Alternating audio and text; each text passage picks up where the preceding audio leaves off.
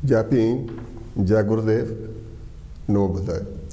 सांझियां विचारां विच अज 14 जनवरी ਨੂੰ आप जी का बहुत बहुत स्वागत है।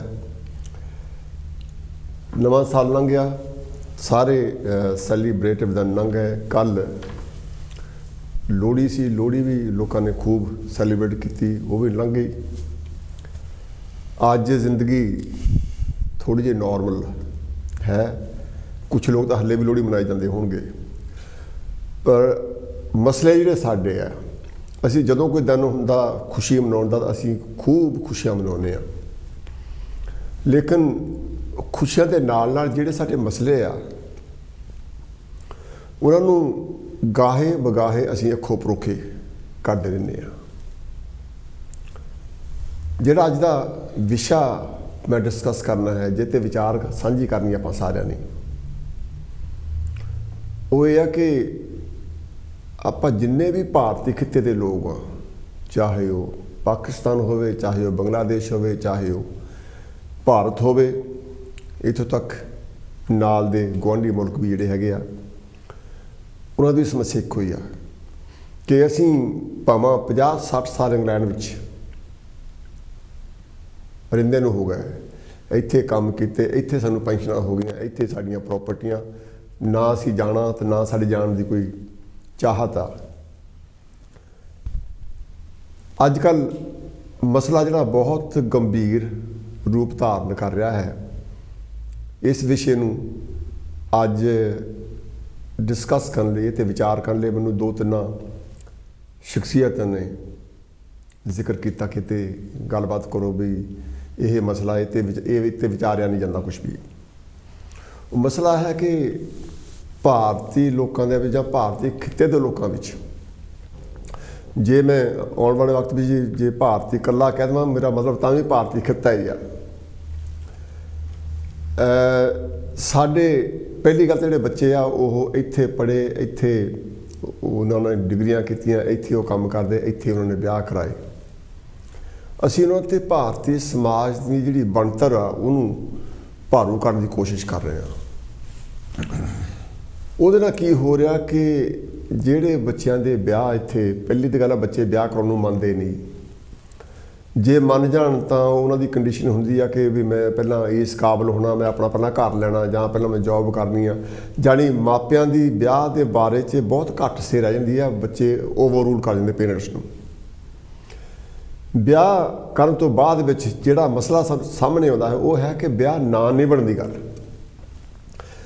ਜਦੋਂ ਵਿਆਹ ਨਹੀਂ ਨਿਭਦਾ ਜਾਂ ਵਿਆਹ ਵਿੱਚ ਅਣਬਣ ਹੁੰਦੀ ਆ, ਜਿਹੜੇ ਸਿਆਣੀ ਉਮਰ ਦੇ ਲੋਕ ਹਨ ਜਾਂ ਮੇਰੇ ਵਰਗੇ ਜਾਂ ਡਾਕਟਰ ਸਾਹਿਬ ਵਰਗੇ ਹੋ, ਜਿਹੜੀ ਸਾਡੀ ਉਮਰ ਦੇ ਲੋਕ ਹੈਗੇ ਆ, ਉਹਨਾਂ ਨੇ ਵਿਆਹ ਜਦੋਂ ਉਹਨਾਂ ਦਾ ਹੋਇਆ ਤਾਂ ਉਹਨਾਂ ਨੇ ਇਹ ਸੋਚਿਆ ਨਹੀਂ ਵੀ ਨਿਭਾਉਣਾ ਜਾਂ ਨਹੀਂ ਨਿਭਾਉਣਾ, ਇੱਕੋ ਹੀ ਗੱਲ ਸੋਚੀ ਵੀ ਵਿਆਹ ਹੋ ਗਿਆ ਇਹਨੂੰ ਮੈਂ ਨਿਭਾਉਣਾ।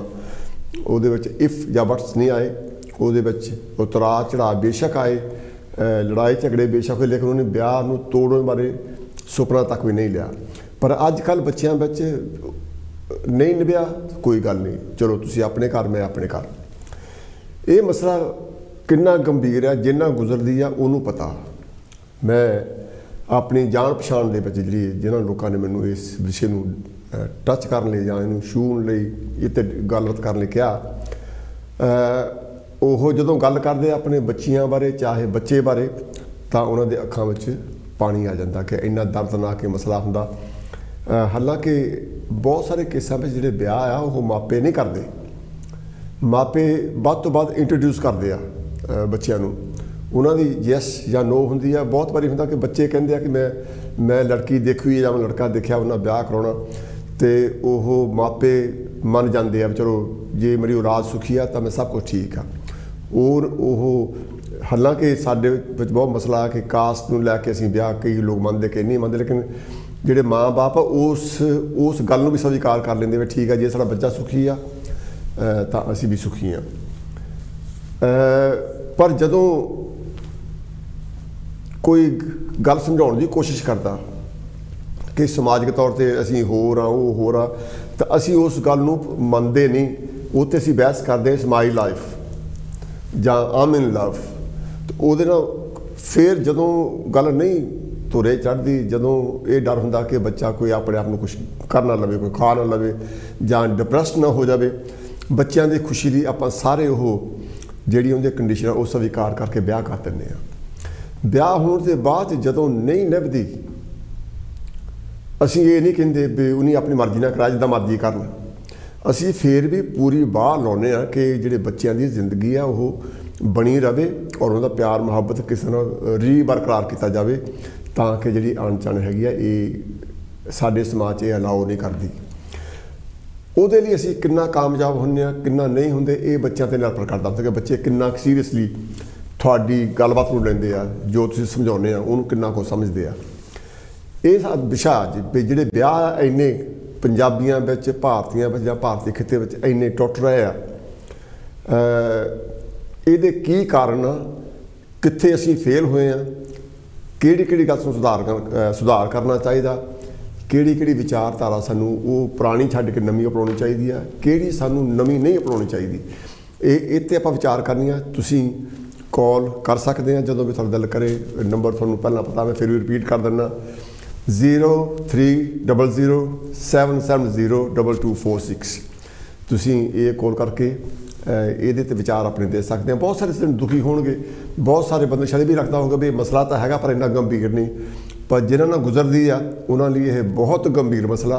आओ आप इस विचार करके कोशिश करेंगे किसी न किसी सिट्टे ते पहुँचे, कनकलूजन ते पहुँचे, ताकि इस गल करन दा किसी को कोई फायदा भी हो सके। गल नूं अगे तोड़ तो पहला आओ आपां तुसीं स्क्रीन ते देख लिया मेरे साथी नूं, पर फिर भी मेरी ड्यूटी बनती है उन्होंने इंट्रोड्यूस करा। डॉक्टर साहब, डॉक्टर हरीश मल्होत्रा जी, तुहाडा बहुत स्वागत है। Thank you. जिहड़ा मसला मैं गल कर रहा सीगा, मैनूं ये कहने की लोड़ नहीं कि बहुत गंभीर मसला, ये मसला इन्ना गंभीर है कि जिद्दां जिंदगी जीनी कभी मुश्किल हो जाती है। बिल्कुल बिल्कुल। जिन्नी जिंदगी जीनी इंपोर्टेंट आ, उन्ने ब्याह नूं निभाउणा भी इंपोर्टेंट आ, जां ब्याह बारे गलबात करनी इंपोर्टेंट आ। तुसीं की महसूस करदे जो मैं कहा? एक तां इस गल नूं सानूं मद्देनज़र रखण दी जरूरत हैगी। आपां ब्याह उन्हां बच्चों की गल कर रहे जिहड़े इत्थे जम्मे पले हैगे ते इत्थे ब्याह होए है। एक तो यानी कि आपां जे इस डिफरेंट एस्पैक्ट में यानी कि तरीके नाल लईए तो फिर मेरा ख्याल ये बारे असीं ज़्यादा खुल के गल कर सकते, ज़्यादा इसदा एनालिसिस हो सकता। दूसरा यानी कि एस्पैक्ट ये हुंदा हैगा भी जिहड़े बच्चे इत्थे जम्मे पले है तो उन्हां दे ब्याह अपने मुल्कां विच कोई लड़की यानी कि जां लड़के नाल यानी कि होए, जिहड़े कि बड़े चांसिस हुण घट हैगे आ, साडे बच्चे यानी कि नहीं मनदे हैगे। राइटली सो, वो कहंदे भी साडा जिहड़ा कल्चरल गैप हैगा, साडी थिंकिंग का बहुत बड़ा फर्क हैगा। इस करके जिहड़ा उत्थे ब्याह कराउण दा कोई मसला नहीं, यानी कि उन्हां केसिस विच ही देखण विच आया। ये नहीं हैगा भी हर गल ते 100% ही लागू गल हुंदी है। उन्हां केसिस विच ही ये देखण विच आया भी जिन्हां ने इंडिया वगैरह विच ब्याह कराउण दी कोशिश कीती है, जिन्हां दा यानी कि इत्थे ब्याह नहीं होया, यानी कि जां जिन्हां विच कोई किस तरह कोई डिसेबिलिटी है, यानी कि ये इन जनरल गल है पर हर किते एप्लीकेबल नहीं है। जे आपां इत्थे दी गल करिए, जिहड़े बच्चे साडे इत्थे जम्मे पले है, इत्थे सानूं भी रहिंदे 40-50 साल हो गए, जे बच्चों की उम्र 30-35 यानी कि 30 या 25-30 साल यानी कि हो गई हैगी है, तो ब्याह की उम्र दे है।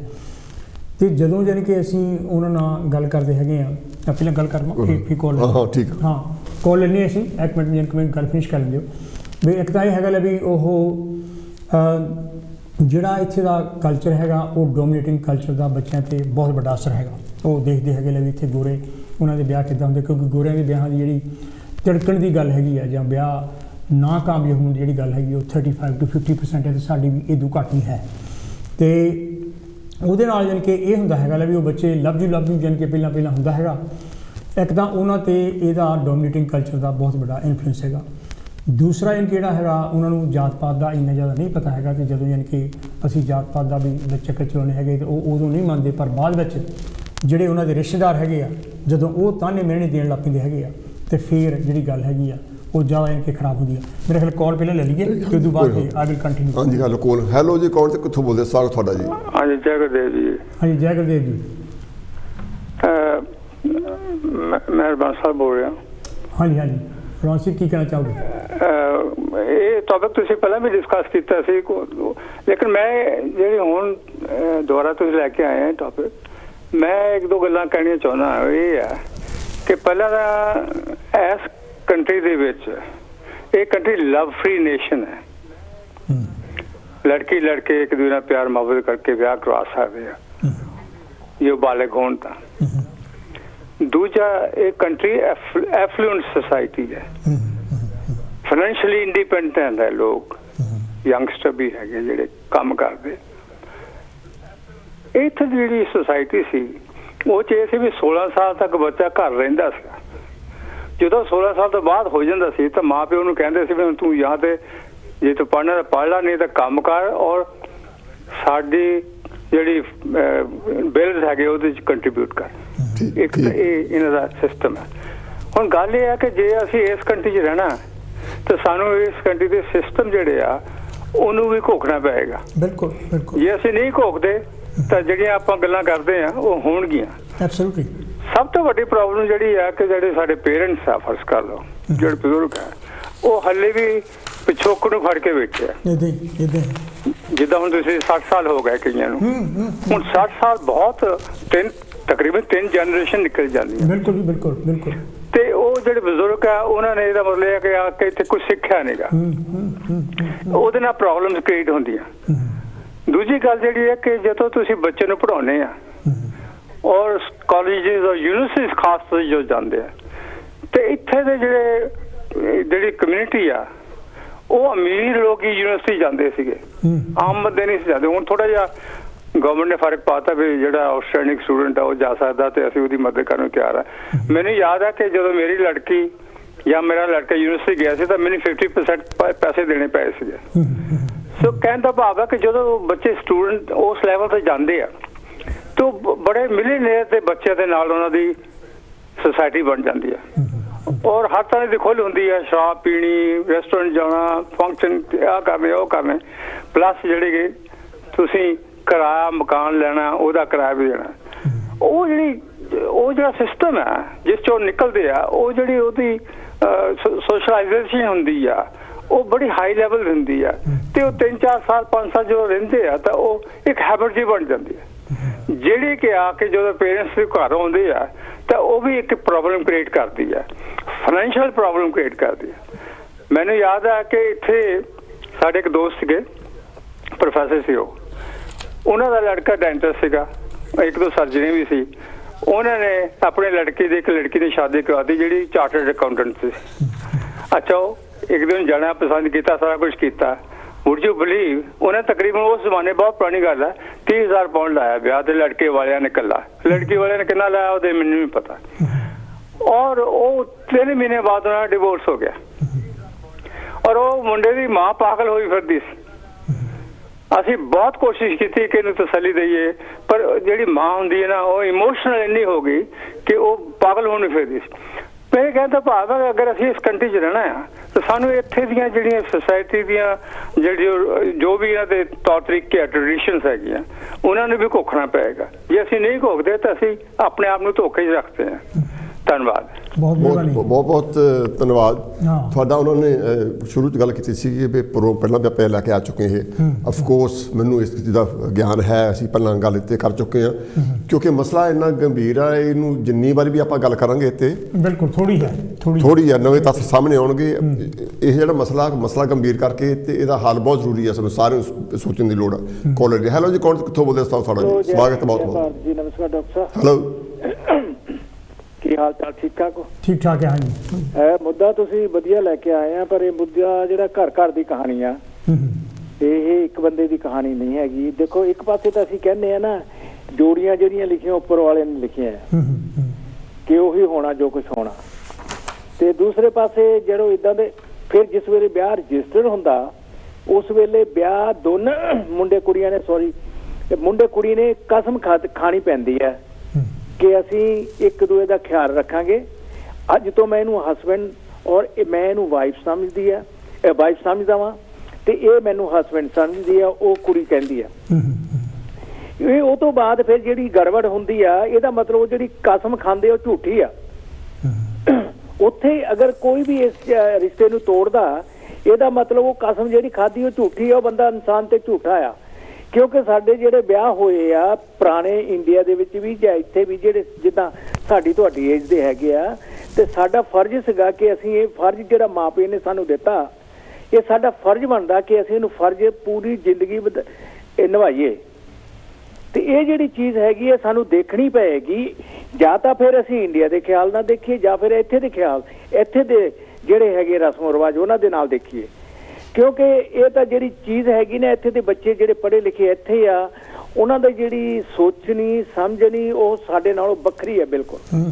ਅਸੀਂ ਬੱਚਿਆਂ ਨੂੰ ਜਾਂ ਤਾਂ ਫਿਰ ਆਜ਼ਾਦ ਕਰ ਦਈਏ, ਜਾਂ ਫਿਰ ਅਸੀਂ ਉਹ ਪੁਰਾਣੀ ਸੋਚ ਦੇ ਨਾਲ ਉਹਨਾਂ ਨੂੰ ਬੰਨ੍ਹ ਕੇ ਰੱਖੀਏ। ਇੱਦਾਂ ਅਸੀਂ ਰੱਖ ਨਹੀਂ ਸਕਦੇ। ਇਸ ਕਰਕੇ ਜਿਹੜਾ ਵਿਆਹ ਹੈਗਾ ਆ, ਇਹ ਤਾਂ ਵੈਸੇ ਤਾਂ ਇਹ ਦੇਖੋ, ਇਹ ਅੱਜ ਕੱਲ੍ਹ ਇਸ ਕੰਟਰੀ ਦੇ ਵਿੱਚ ਜ਼ਿਆਦਾ ਹੋ ਰਿਹਾ। ਵੈਸੇ ਇਹ ਠੀਕ ਗੱਲ ਨਹੀਂ ਹੈਗੀ, ਪਰ ਬੱਚਿਆਂ ਨੂੰ ਇਹ ਚਾਹੀਦਾ ਹੈਗਾ ਕਿ ਅਗਰ ਅਸੀਂ ਕਿਸੇ ਨੂੰ ਜੀਵਨ ਦੇ ਨਾਲ ਖਿਲਵਾੜ ਕਰਦੇ ਹਾਂ, ਉਹ ਸਾਡੇ ਲਈ ਬਹੁਤ ਹਾਨੀਕਾਰਕ ਆ। ਔਰ ਇਸ ਚੀਜ਼ ਦਾ ਫੈਮਲੀਆਂ ਤੇ ਬੜਾ ਬੁਰਾ ਅਸਰ ਪੈਂਦਾ। ਔਰ ਜਿਹੜਾ ਬੱਚਾ ਜਨਮ ਲੈ ਲੈਂਦਾ ਨਾ, ਉਹ ਤੋਂ ਬਾਅਦ ਛੱਡ ਛਡਾਈਆ ਹੁੰਦਾ, ਉਹਦੀ ਜੀਵਨ ਤੇ ਬੜਾ ਪ੍ਰਭਾਵ ਪੈਂਦਾ ਹੈਗਾ। ਕਿਉਂਕਿ ਉਹ ਬੱਚੇ ਨੇ ਡਿਵੈਲਪ ਹੋਣਾ ਹੁੰਦਾ, ਉਹ ਛੋਟੇ ਬੱਚੇ ਹੁੰਦੇ ਆ, ਮਾਂ ਅਲੱਗ ਪੇਕ ਅਲੱਗ ਕਿਤੇ ਰਹਿੰਦਾ। ਇਹ ਜਿਹੜੀਆਂ ਚੀਜ਼ਾਂ ਹੈਗੀਆਂ ਸਾਡੇ ਸਮਾਜ ਨੂੰ ਸੋਚਣੀਆਂ ਚਾਹੀਦੀਆਂ। ਜਾਂ ਫਿਰ ਅਸੀਂ ਇਹ ਕਹਿ ਦਈਏ ਵੀ ਉੱਪਰ ਵਾਲੇ ਦੇ ਹੱਥ ਜੋ ਕੁਝ ਹੋਣਾ ਹੋਣਾ ਆ। ਉੱਪਰ ਵਾਲੇ ਦੇ ਹੱਥ ਕੁਝ ਨਹੀਂ। ਇਨਸਾਨ ਜਿਹੜਾ ਉਹ ਆਪਣੀ ਸਮਝ ਦੇ ਨਾਲ ਅਗਰ ਕੰਮ ਕਰੇ ਜੀਵਨ ਦੇ ਵਿੱਚ, ਉਹ ਕਾਮਯਾਬ ਹੋ ਸਕਦਾ। ਕਿਉਂਕਿ ਦੇਖੋ, ਤੁਸੀਂ ਵੀ ਸਾਡੀ ਤੁਹਾਡੀ ਏਜ ਕਾਫੀ ਹੋ ਗਈ ਆ। ਜਦੋਂ ਅਸੀਂ ਅੱਜ ਸਾਡੇ ਵਿਆਹ ਨੂੰ ਮੇਰੇ ਖਿਆਲ 55 ਸਾਲ ਤੋਂ ਉੱਤੇ ਹੋ ਗਏ ਆ, ਤੇ ਜੇ ਸਾਡੇ ਦਿਲਾਂ ਦੇ ਵਿੱਚ ਇਹੋ ਚੀਜ਼ ਹੁੰਦੀ ਵੀ ਅਸੀਂ ਇੱਕ ਦੂਜੇ ਨੂੰ ਛੱਡ ਛੜੀਆ ਕਰਨਾ, ਤਾਂ ਵਿਆਹ ਹੀ ਨਹੀਂ ਸੀ ਕਰਾਉਣਾ ਚਾਹੀਦਾ।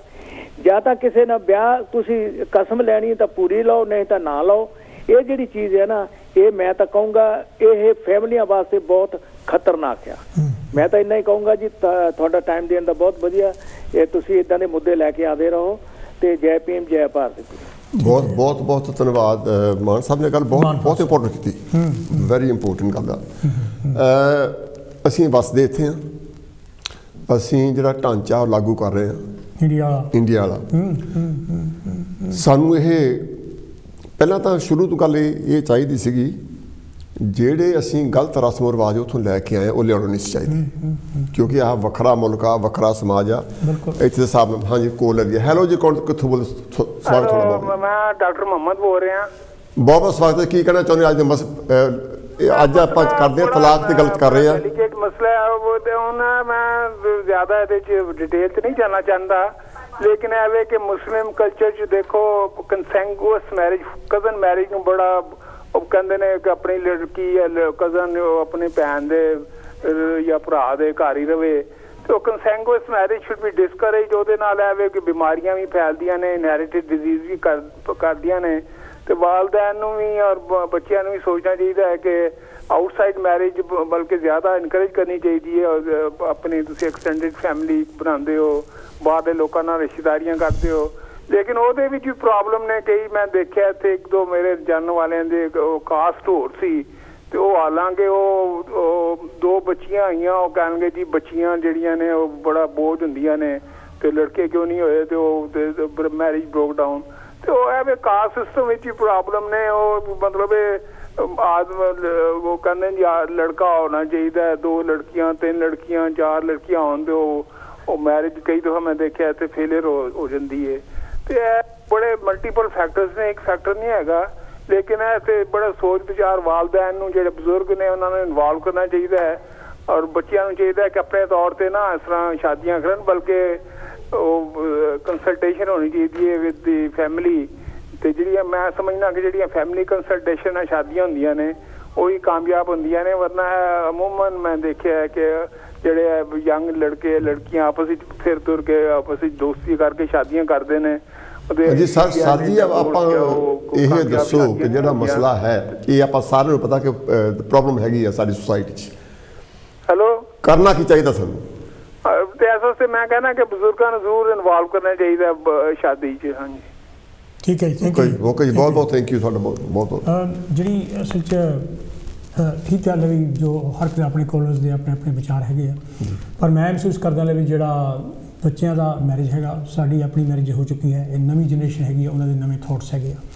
ਅਤੇ ਇਹ ਜਿਹੜਾ ਦੂਸਰੀ ਯਾਨੀ ਕਿ ਗੱਲ ਇਹ ਹੈਗੀ ਵੀ ਜਦੋਂ ਅਸੀਂ ਬੱਚਿਆਂ 'ਤੇ ਕੋਈ ਗੱਲ ਠੋਸਦੇ ਹੈਗੇ ਆ, ਉਦੋਂ ਜਿਹੜਾ ਕੰਮ ਖਰਾਬ ਹੁੰਦਾ ਜਦੋਂ ਸਾਡੀ ਇੰਟਰਫੀਅਰੈਂਸ ਯਾਨੀ ਕਿ ਹੁੰਦੀ ਰਹਿੰਦੀ ਹੈ। ਜੇ ਯਾਨੀ ਕਿ ਬੱਚੇ ਨੇ ਵਿਆਹ ਕੀਤਾ ਹੈਗਾ ਅਤੇ ਉਸ ਤੋਂ ਬਾਅਦ ਅਸੀਂ ਇਹ ਕਹਿੰਦੇ ਵੀ ਤੂੰ ਦੂਜੀ ਜਾਤ ਦੀ ਲੈ ਆਇਆ ਹੈਗਾ, ਦੂਜੇ ਯਾਨੀ ਕਿ ਧਰਮ ਦੀ ਲੈ ਆਇਆ ਹੈਗਾ। ਉਹ ਬੱਚੇ ਵਿਚਾਰੇ ਨੂੰ ਭਾਵੇਂ ਉਹ ਜਾਤ ਦਾ ਵੀ ਨਾ ਕੁਛ ਪਤਾ ਹੋਵੇ ਅਤੇ ਧਰਮਾਂ ਦਾ ਵੀ ਕੋਈ ਬਹੁਤਾ ਗਿਆਨ ਨਾ ਹੋਵੇ, ਅਤੇ ਉਦੋਂ ਬਾਅਦ ਜੀਣ ਨਹੀਂ ਦਿੰਦੇ ਹੈ। ਅਤੇ ਕੁਛ ਕੇਸਿਸ ਦੇ ਵਿੱਚ ਇਹ ਵੀ ਹੋਇਆ ਹੈਗਾ ਵੀ ਬੱਦੋਗਰੀ ਮਾਂ ਬਾਪ ਯਾਨੀ ਕਿ ਉਸ ਵਿਆਹ 'ਤੇ ਗਏ ਹੈਗੇ ਆ, ਅਤੇ ਉਸ ਤੋਂ ਬਾਅਦ ਉਹਨੂੰ ਨਾ ਲੜਕੀ ਨੂੰ ਐਕਸੈਪਟ ਕੀਤਾ ਹੈਗਾ, ਨਾ ਲੜਕੇ ਨੂੰ ਐਕਸੈਪਟ ਕੀਤਾ, ਅਤੇ ਲੜਕਿਆਂ ਨੇ ਇੱਕ ਕੇਸ ਨੂੰ ਜਾਣਦਾ ਜਿੱਥੇ ਉਸ ਲੜਕੇ ਨੇ ਐਟ ਦੀ ਐਂਡ ਉਹ ਸੁਸਾਈਡ ਕਰ ਲਿਆ। ਅਤੇ ਉਹ ਹੁਣ ਯਾਨੀ ਕਿਹੜਾ ਹੈਗਾ ਉਹ ਮਾਂ ਬਾਪ ਜਿਹੜੇ ਹੁਣ ਰੋਂਦੇ ਫਿਰਦੇ ਆ ਵੀ ਆਹ ਕੀ ਗੱਲ ਹੋਈ। ਸੋ ਇੱਕ ਤਾਂ ਯਾਨੀ ਕਿ ਇਹ ਗੱਲ ਹੈ ਜਿਹੜੀ ਸਾਡੀ ਇੰਟਰਫੀਅਰੈਂਸ ਹੈਗੀ ਹੈ ਵਿਆਹ ਤੋਂ ਬਾਅਦ ਵੀ, ਉਹਨਾਂ ਬੱਚਿਆਂ ਨੂੰ ਸਪੋਰਟ ਦੀ ਜ਼ਰੂਰਤ ਹੈ। ਵਿਆਹ 'ਤੇ ਅਸੀਂ ਇੰਨਾ ਜ਼ਿਆਦਾ ਖਰਚ ਕਰਦੇ ਹੈਗੇ ਹਾਂ, 50-60 ਹਜ਼ਾਰ ਪਾਉਂਡ ਅਸੀਂ ਖਰਚ ਕਰਦੇ ਹਾਂ, ਜਦੋਂ ਕਿ ਬੱਚਿਆਂ ਲਈ ਉਹਨਾਂ ਨੂੰ ਸਮਾਂ ਤੋਂ ਇਹ ਭੇਜਣਾ ਚਾਹੀਦਾ ਵੀ ਜਿਹੜਾ ਮੈਰਿਜ ਹੈ ਕਿ ਜੇ ਇਹੋ ਜਿਹਾ ਕੋਰਸਿਸ 'ਤੇ ਭੇਜਿਆ ਜਾਵੇ that will be more beneficial. Call ਆਪਾਂ ਲੈ ਲਈਏ ਇੱਕ। ਹਾਂਜੀ ਹੈਲੋ ਜੀ, ਕਾਲ ਕਿੱਥੋਂ ਸਵਾਗਤ ਤੁਹਾਡਾ। ਮੈਂ ਦੁਬਾਰਾ ਫੇਰ ਆਇਆ। ਹਾਂਜੀ ਮੈਂ ਸਿਰਫ ਮੈਸੇਜ ਹੀ ਦੇਣਾ, ਅੱਜ ਸਾਡੇ ਬਹੁਤ ਹੀ ਸਤਿਕਾਰਯੋਗ ਬਾਬੂ ਮੰਗੂ ਰਾਮ ਜੀ ਮੁੱਗੋਵਾਲੀਆਂ ਦੇ ਜਨਮ ਦਿਨ ਸੀ, ਤੇ ਉਹਨਾਂ ਦੇ ਜਨਮ ਦਿਨ ਤੇ ਬਹੁਤ ਬਹੁਤ ਮੈਂ ਵਧਾਈਆਂ ਦੇਣਾ ਚਾਹੁੰਦਾ ਕਿ ਜਿਨ੍ਹਾਂ ਨੇ ਗਰੀਬ ਸਮਾਜ ਦੇ ਲਈ ਬਹੁਤ ਮਤਲਬ ਉਹਨਾਂ ਨੇ ਕੰਮ ਕੀਤੇ, ਤੇ ਮੇਰਾ ਬਚਪਨ ਔਰ ਜਵਾਨੀ ਤੱਕ ਉਹਨਾਂ ਦੇ ਨਾਲ ਹੀ ਰਿਹਾ, ਔਰ ਮੈਂ ਉਹਨਾਂ ਦੇ ਬਹੁਤ ਨਜ਼ਦੀਕ ਉਹਨਾਂ ਦਾ ਟਾਈਮ ਪਾਸ ਕੀਤਾ, ਪਰ ਮੈਨੂੰ ਉਹਨਾਂ ਦੀ ਜੀਵਨ ਬਾਰੇ ਬਹੁਤ ਹੀ ਜਾਣਕਾਰੀ ਆ, ਤੇ ਇਸ ਕਰਕੇ ਮੈਂ ਉਹਨਾਂ ਨੇ ਬਹੁਤ ਸਟਰਗਲ ਕੀਤੀ ਆ, ਔਰ ਗੜਸ਼ੰਕਰ ਰਹਿੰਦੇ ਸੀ, ਤੇ ਇਸ ਕਰਕੇ ਮੇਰਾ ਜੀਵਨ ਬਚਪਨ ਤੋਂ ਲੈ ਕੇ 10ਵੀਂ 11ਵੀਂ ਤੱਕ ਜਿੰਨਾ ਚਿਰ ਵੀ ਮੈਂ ਇੰਡੀਆ 'ਚ ਰਿਹਾ, ਮੇਰਾ ਜੀਵਨ ਉਹਨਾਂ ਦੇ ਨਾਲ ਹੀ ਬੀਤਿਆ, ਤੇ ਇਸ ਕਰਕੇ ਮੈਂ ਉਹਨਾਂ ਨੂੰ ਬਹੁਤ ਮਿਸ ਕਰਦਾ। ਇੱਥੇ ਵੀ ਆਏ ਸੀ, ਮੇਰੇ ਕੋਲ ਰਹਿ ਕੇ ਵੀ ਗਏ, ਤੇ ਇਸ ਕਰਕੇ ਉਹਨਾਂ ਨੂੰ ਅੱਜ ਦੇ ਜਨਮ ਦਿਨ ਤੇ ਬਹੁਤ ਬਹੁਤ ਵਧਾਈਆਂ ਸਾਰਿਆਂ ਨੂੰ। ਥੈਂਕ ਯੂ ਜੀ। ਡਾਕਟਰ ਸਾਹਿਬ, ਜਿਹੜੀ ਨਾ ਸੁਸਾਇਟੀ ਦੀ ਡਿਫਰੈਂਸ ਦੀ ਗੱਲ ਹੈਗੀ ਆ, ਕਲਾਸ ਸਿਸਟਮ ਜਾਂ ਕਾਸਟ ਸਿਸਟਮ ਦੀ ਗੱਲ ਕਰ ਲਓ, ਮੈਂ ਇਹ ਬਹੁਤ ਦੇਖਿਆ, ਪਰ ਕਿ ਤੁਸੀਂ ਵੀ ਦੇਖਿਆ ਇਸ ਗੱਲ ਨੂੰ, ਕਿ ਜਿਹੜੀ ਸੁਸਾਇਟੀ 'ਚ ਕੋਈ ਬੰਦਾ ਪੈਦਾ ਹੋਇਆ ਉਹਨੂੰ ਉਹਦਾ ਹੀ ਪਤਾ, ਬਿਲਕੁਲ ਬਿਲਕੁਲ, ਦੂਜੀ ਦਾ ਉਹਨੂੰ ਪਤਾ ਨਹੀਂ ਹੈ। ਨਹੀਂ ਪਤਾ ਹੈ, ਕਿਉਂਕਿ ਜੇ ਤੁਹਾਡੇ ਸਿਰ ਤੇ ਦਸਤਾਰ ਆ, ਕਿਉਂਕਿ ਤੁਹਾਡੇ ਬਾਪ ਨੇ ਬੰਨੀ ਸੀ ਤੁਸੀਂ ਬੰਨ ਲਈ, ਤੁਹਾਡੇ ਬਾਬੇ ਨੇ ਬੰਨੀ ਤੁਸੀਂ ਬੰਨ ਲਈ, ਤੁਹਾਡਾ ਉਹਦੇ 'ਚ ਕੋਈ ਕੰਟਰੀਬਿਊਸ਼ਨ ਨਹੀਂ ਹੈ, ਤੁਹਾਡੀ ਆਪਣੀ ਚੋਇਸ ਨਹੀਂ ਹੈ। ਵੀ ਜੇ ਹੁਣ ਇੱਥੇ ਬੱਚੇ ਆ, ਬੱਚੇ ਇਹ ਦੇਖਦੇ ਆ ਕਿ ਮੇਰੇ ਬਾਪ ਨੇ ਮੈਨੂੰ ਮੇਰੇ ਵਾਲ ਕਟਾਏ ਸੀ ਕਿ ਮੈਂ ਕੱਟੀ ਗਿਆ। ਉਹ ਬਾਅਦ ਵਿੱਚ ਅਗਰ ਕਿਸੇ ਸਿੱਖ ਲੜਕੀ ਨਾਲ ਉਹਦਾ ਵਿਆਹ ਹੁੰਦਾ, ਉਹਨੂੰ ਸਿੱਖ ਧਰਮ ਬਾਰੇ ਪਤਾ ਨਹੀਂ ਹੈ, ਹਾਲਾਂਕਿ ਜਿਹੜੀ ਲੜਕੀ ਆ ਉਹ ਸਿੱਖ ਧਰਮ ਦੇ ਰੀਤਾਂ ਮੁਤਾਬਕ ਜੰਮੀ ਪਲੀ ਜਵਾਨ ਹੋਈ, ਉਹਨੂੰ ਉਹਦਾ ਹੀ ਪਤਾ, ਉਹਨੂੰ ਤੁਹਾਡੇ ਦਾ ਨਹੀਂ ਪਤਾ। ਬਿਲਕੁਲ, ਜਦੋਂ ਇਹ ਸਾਰੇ ਤੇ ਲਾਗੂ ਹੁੰਦੀ ਹੈ, ਚਾਹੇ ਕੋਈ ਹਾਂ ਸਾਰੇ ਪਾਸੇ ਆ, ਕਿਉਂਕਿ ਅਸੀਂ ਓਵਰਹਾਲ ਸਟੱਡੀ ਨਹੀਂ ਕਰਦੇ ਸਿਸਟਮ ਨੂੰ, ਸਾਡਾ ਸਿਸਟਮ ਕਿੱਦਾਂ ਕੰਮ ਕਰਦਾ। ਇਹ ਇੱਕ ਗੱਲ ਹੈ ਕਿ ਜੇ ਬੱਚੇ ਬਾਕੀ ਜਿਹੜੀ ਹੈਗੀਆਂ ਸੁਸਾਇਟੀਆਂ, ਬਾਕੀ ਜਿਹੜੇ ਫਿਰਕੇ ਹੈਗੇ ਆ, ਉਹਨਾਂ ਬਾਰੇ ਵੀ ਜਾਣਕਾਰੀ ਰੱਖਦੇ ਹੋਣ ਤਾਂ ਮੇਰਾ ਖਿਆਲ ਇਹ ਇੱਕ ਸੋਲੂਸ਼ਨ ਵੱਲ ਨੂੰ ਰਾਹ ਜਾਂਦਾ। ਬਿਲਕੁਲ ਬਿਲਕੁਲ। ਤੇ ਕਿਉਂਕਿ ਮੈਂ ਬਹੁਤ ਵਾਰੀ ਦੇਖਿਆ, ਬੰਦੇ ਕਹਿੰਦੇ ਯਾਰ ਤੁਹਾਡੇ ਇੱਦਾਂ ਵੀ ਆ, ਕਹਿੰਦੇ ਵੀ ਨਹੀਂ ਸਾਡੇ ਤਾਂ ਇੱਦਾਂ ਹੈ ਨਹੀਂ, ਕਿਉਂਕਿ ਸਾਡੇ ਹੈਗਾ, ਕਿਉਂਕਿ ਉਹਨਾਂ ਨੂੰ ਤੁਹਾਡਾ ਨਹੀਂ ਪਤਾ, ਤੁਹਾਨੂੰ। ਇਸ ਕਰਕੇ ਬਹੁਤ ਜ਼ਰੂਰੀ ਆ ਕਿ ਅਸੀਂ ਜਿਹੜੇ ਸ਼ਾਦੀ ਦੇ ਫੈਸਲੇ ਆ, ਸਿਰਫ ਇਹੀ ਨਹੀਂ ਵੀ I fell in love with so and so and he fell in love with so and so, ਇਹ ਕਾਫੀ ਨਹੀਂ ਹੈ ਵਿਆਹ ਕਰਨ ਵਾਸਤੇ। ਦੋਨਾਂ ਦੇ ਬੈਕਗਰਾਊਂਡ, ਪੇਰੈਂਟਸ ਕਿੱਦਾਂ ਸੋਚਦੇ ਆ, ਇਹ ਜਾਣਕਾਰੀ ਹੋਣੀ ਬਹੁਤ ਜ਼ਰੂਰੀ ਹੈ। ਹਾਂਜੀ, ਮੈਂ ਸਮਝਦਾ ਲੈ ਵੀ ਇੱਕ ਤਾਂ ਫੋਰਚੂਨੇਟਲੀ ਅਨਫੋਰਚੂਨੇਟਲੀ ਇਹ ਨਹੀਂ ਮੈਨੂੰ ਪਤਾ ਲੈ ਵੀ ਸਾਡੇ ਜਿਹੜਾ ਅਸੀਂ ਆਹ ਵੀ ਪ੍ਰੋਗਰਾਮ ਕਰ ਰਹੇ ਹੈਗੇ, ਯੰਗਸਟਰ ਸਾਡੇ ਕਿੰਨੇ ਕੁ ਸੁਣ ਰਹੇ ਹੈਗੇ ਜਿਨ੍ਹਾਂ ਬਾਰੇ ਆਪਾਂ ਗੱਲ ਕਰ ਰਹੇ ਹਾਂ, ਆਪਾਂ ਐਜ਼ ਏ ਪੇਰੈਂਟਸ ਗੱਲ ਕਰ ਰਹੇ ਹੈਗੇ, ਜਾਣੀ ਕਿ ਜਾਂ ਗ੍ਰੈਂਡ ਪੇਰੈਂਟਸ ਗੱਲ ਕਰ ਰਹੇ ਹੈਗੇ, ਅਤੇ ਸਾਡਾ ਇਹ ਕਿਹੜਾ ਵੈਲਿਊ ਸਿਸਟਮ ਹੋਰ ਹੈਗਾ, ਉਹਨਾਂ ਦਾ ਵੈਲਿਊ ਸਿਸਟਮ ਹੋਰ ਹੈਗਾ, ਫਿਰ ਇਸ ਤੋਂ ਬਿਨਾਂ ਡਿਫਰੈਂਟ ਪਰਿਵਾਰਾਂ ਦਾ ਵੈਲਿਊ ਸਿਸਟਮ ਵੀ ਹੋਰ ਹੈ। ਯਾਨੀ ਕਿ ਇਹ ਜ਼ਰੂਰੀ ਨਹੀਂ ਹੁੰਦਾ ਲੈ ਵੀ ਜੇ ਸੇਮ ਕਾਸਟ ਯਾਨੀ ਕਿ ਜਾਂ ਸੇਮ ਰਿਲੀਜਨ ਦੇ ਵੀ ਬੰਦੇ ਹੈਗੇ ਆ, ਉਹਨਾਂ ਵਿੱਚ ਵੀ ਡਿਫਰੈਂਟ ਪਰਿਵਾਰਾਂ ਦਾ ਆਪਣਾ ਸੋਚਣ ਦਾ ਨਜ਼ਰੀਆ ਅਤੇ ਜ਼ਿੰਦਗੀ ਵੱਲ ਜਿਹੜਾ ਦੇਖਣ ਦਾ ਨਜ਼ਰੀਆ ਹੈਗਾ, ਜਾਂ ਵਿਆਹ ਵੱਲ ਦੇਖਣ ਦਾ ਨਜ਼ਰੀਆ ਟੋਟਲੀ ਡਿਫਰੈਂਟ ਹੈਗਾ। ਸੋ ਇੱਕ ਤਾਂ ਇਹ ਗੱਲ ਨੂੰ ਯਾਨੀ ਕਿ ਨੋਟ ਕਰਨ ਵਾਲੀ ਗੱਲ ਹੈਗੀ ਹੈ। ਦੂਸਰੀ ਯਾਨੀ ਕਿਹੜੀ ਗੱਲ ਹੈਗੀ ਆ, ਮੈਂ ਮਹਿਸੂਸ ਇਹ ਕਰਦਾ ਵੀ ਬੱਚਿਆਂ ਦੀ ਯਾਨੀ ਕਿ ਜ਼ਿੰਦਗੀ ਹੈ, ਉਹਨਾਂ ਨੂੰ ਸਪੋਰਟ ਕਰਨਾ ਚਾਹੀਦਾ ਹੈਗਾ, ਉਹਨਾਂ ਵਿੱਚ ਇੰਟਰਫੀਅਰੈਂਸ ਨਹੀਂ ਕਰਨੀ ਚਾਹੀਦੀ। ਅਤੇ ਇੱਥੇ ਜਿਸ ਤਰ੍ਹਾਂ ਮੈਂ ਦੁਬਾਰਾ ਰਿਪੀਟ ਕਰਨ ਲੱਗਾ ਹੈਗਾ ਵੀ ਬੱਚਿਆਂ ਨੂੰ ਯਾਨੀ ਕਿ ਜੇ ਮੈਰਿਜ ਲਈ ਪ੍ਰਪੇਅਰ ਕਰਨ ਦੇ ਲਈ ਕੋਰਸਿਸ 'ਤੇ ਭੇਜਿਆ ਜਾਵੇ ਵੀ ਉਹਦੇ ਵਿੱਚ ਕਿਹੋ ਜਿਹੀਆਂ ਡਿਫੀਕਲਟੀਜ਼ ਆ ਸਕਦੀਆਂ ਹੈਗੀਆਂ, ਕਿਹੋ ਜਿਹਾ ਕਿਹੜਾ ਹੈਗਾ ਉਹਦੇ ਵਿੱਚ ਤੁਹਾਨੂੰ ਡਿਸੀਜ਼ਨ ਲੈਣ ਵਿੱਚ ਮੁਸ਼ਕਿਲਾਂ ਹੋਣਗੀਆਂ, ਉਹਨਾਂ ਬਾਰੇ ਯਾਨੀ ਕਿ ਜਿਹੜਾ ਕੋਰਸ ਉਹਨਾਂ ਕੀਤਾ ਜਾਵੇ, ਰਾਦਰ ਦੈਨ ਯਾਨੀ ਕਿਹੜਾ ਅਸੀਂ 80-90 ਹਜ਼ਾਰ ਪਾਉਂਡ ਯਾਨੀ ਕਿ ਖਰਚ ਕਰਦੇ ਹੈਗੇ ਆ, ਉਹ ਮੇਰਾ ਖਿਆਲ ਜ਼ਿਆਦਾ ਬੈਨੀਫੀਸ਼ੀਅਲ ਹੋਊਗਾ। ਇੱਕ ਤਾਂ ਯਾਨੀ ਕਿ ਪੁਆਇੰਟ ਇਹ ਹੈਗਾ ਹੈ ਜੀ। ਦੂਸਰਾ ਯਾਨੀ ਕਿਹੜਾ ਪੁਆਇੰਟ ਮੈਂ ਇਹ ਸੀ ਗੱਲ ਕਰਨੀ ਚਾਹੁੰਦਾ ਵੀ ਜਦੋਂ ਵਿਆਹ ਯਾਨੀ ਕਿ ਹੋ ਜਾਂਦਾ ਹੈਗਾ, ਉਸ ਟਾਈਮ 'ਤੇ ਇਹ ਕਹਿਣਾ ਲੈ ਵੀ ਜੇ ਬੱਚੇ ਕਹਿੰਦੇ ਲੈ ਵੀ ਮੈਂ ਸੈਪਰੇਟ ਰਹਿਣਾ ਹੈਗਾ ਤਾਂ ਉਹਨਾਂ ਨੂੰ ਸੈਪਰੇਟ ਰੱਖਣਾ ਚਾਹੀਦਾ ਹੈ। ਉਹਨਾਂ ਦਾ ਜਿਹੜਾ ਹੈਗਾ ਰਹਿਣ ਸਹਿਣ ਡਿਫਰੈਂਟ ਹੈਗਾ, ਉਹਨਾਂ ਦੀ ਖਾਣ ਪੀਣ ਦੀਆਂ ਆਦਤਾਂ ਜੁਦੀਆਂ ਹੈਗੀਆਂ, ਉਹਨਾਂ ਦਾ ਮਿਊਜ਼ਿਕ ਸੁਣਨ ਦਾ ਯਾਨੀ ਕਿਹੜਾ ਨਜ਼ਰੀਆ ਜੁਦਾ ਹੈਗਾ, ਉਹਨਾਂ ਦਾ ਮਿਲਣ ਗਿਲਣ ਦਾ ਯਾਨੀ ਕਿ ਜਿਹੜਾ ਹਿਸਾਬ ਕਿਤਾਬ ਜੁਦਾ ਹੈਗਾ, ਅਤੇ ਉਹਨਾਂ ਦਾ ਯਾਨੀ ਕਿ ਬਹਿਣ ਉੱਠਣ ਦਾ ਅਤੇ ਕੰਮ ਕਾਰ ਦਾ ਵੀ ਯਾਨੀ ਕਿ ਹੈ ਨਾ ਜਿਹੜਾ ਹੈਗਾ ਉਹ ਡਿਫਰੈਂਟ ਸਿਸਟਮ ਹੈਗਾ। ਉਹ ਜ਼ਰੂਰੀ ਨਹੀਂ ਹੈ ਵੀ ਤੁਹਾਡਾ ਜੇ ਤੁਸੀਂ ਐਕਸਟੈਂਡਡ ਫੈਮਿਲੀ ਵਿੱਚ ਰਹਿ ਰਿਹਾ ਹੈਗੇ ਜਿੱਥੇ ਬਾਕੀ ਪਰਿਵਾਰ ਵੀ ਰਹਿ ਰਿਹਾ ਹੈਗਾ, ਜਾਂ ਤੁਸੀਂ ਇਕੱਲੇ ਹੀ ਮਾਂ-ਬਾਪ ਹੈਗੇ ਆ, ਅਤੇ ਤੁਸੀਂ ਥੋੜ੍ਹੀ ਦੂਰ ਯਾਨੀ ਕਿ ਘਰ ਲੈ ਕੇ ਦਿੱਤਾ ਜਾ ਸਕਦਾ ਹੈਗਾ। ਵੀ ਜੇ ਤੁਸੀਂ ਨਾਲ ਰੱਖਦੇ ਹੈਗੇ ਤਾਂ ਮੇਰਾ ਖਿਆਲ ਦੇਰ ਜੇ ਲੋਟ ਕਲੈਸ਼ ਹੋਊਗਾ ਅਤੇ ਇੰਟਰਫੀਅਰੈਂਸ ਅਤੇ ਨਾਲ ਯਾਨੀ ਕਿ ਜਿਹੜਾ ਸਾਡਾ ਆਪਣਾ ਵੈਲਿਊ ਸਿਸਟਮ ਜਿਹੜਾ ਅਸੀਂ ਇੰਡੀਆ ਤੋਂ ਲੈ ਕੇ ਆਏ ਹਾਂ ਵੀ ਇਹ ਐਕਸਪੈਕਟ ਕਰੀਏ ਵੀ ਲੜਕੀ ਇੱਕ ਤਾਂ ਹਾਈ ਪਾਵਰ ਜੋਬ ਕਰ ਰਹੀ ਹੈਗੀ, ਪਹਿਲਾਂ ਹੀ ਉਹ ਡਾਕਟਰ ਲੱਗੀ ਹੈ ਯਾਨੀ ਕਿ ਜਾਂ ਫਾਰਮਾਸਿਸਟ ਹੈਗੀ, ਯਾਨੀ ਕਿ ਯੂਨੀਵਰਸਿਟੀ ਲੈਕਚਰਰ ਹੈ, ਯਾਨੀ ਕਿ ਜਾਂ ਅਕਾਊਂਟੈਂਟ ਹੈਗੀ ਹੈ, ਅਤੇ ਤੁਸੀਂ ਆਣ ਕੇ ਇਹ ਐਕਸਪੈਕਟ ਕਰੋ ਵੀ ਘਰ ਆਣ ਕੇ ਲੜਕੀ ਜਿਹੜੀ ਹੈਗੀ ਆ ਉਹ ਘਰ ਦਾ ਖਾਣਾ ਵੀ ਬਣਾਵੇ ਅਤੇ ਉਹ ਜਿਹੜਾ ਹੈਗਾ ਮਾਂ-ਬਾਪ ਦੀ ਹੋਰ ਵੀ ਸੇਵਾ ਕਰੇ ਅਤੇ ਘਰ ਦੀ ਸਫਾਈ ਵੀ ਕਰੇ। ਬਿਲਕੁਲ ਨੌਨਸੈਂਸ ਯਾਨੀ ਕਿ ਗੱਲ ਹੈਗੀ। ਤੁਸੀਂ ਯਾਨੀ ਕਿ ਹਾਂ ਐਕਸਪੈਕਟ। ਹੈਲੋ ਜੀ, ਸਵਾਗਤ ਹੈ। ਕੌਣ ਤੇ ਕਿੱਥੋਂ ਬੋਲਦੇ ਜੀ? Hello hello welcome. ਕੀ ਕਹਿਣਾ ਚਾਹੋਗੇ ਅੱਜ ਦੇ ਮਸਲੇ ਤੇ? ਆਓ ਸਤਿ ਸ਼੍ਰੀ ਅਕਾਲ ਭਾਜੀ। ਮੈਂ ਇੱਕ ਗੱਲ ਕਹਿਣੀ ਹੈ ਤੁਹਾਨੂੰ, ਮੈਂ ਸਹਿਮਤ ਹਾਂ ਜਿਹੜੀ ਉਹ ਭਾਜੀ ਨੇ ਗੱਲ ਕਹੀ ਸੀ ਹੈ ਨਾ, ਜਿਹੜਾ ਪਹਿਲਾਂ ਆਇਆ ਸੀਗਾ ਹੈ ਨਾ। ਹਾਂਜੀ।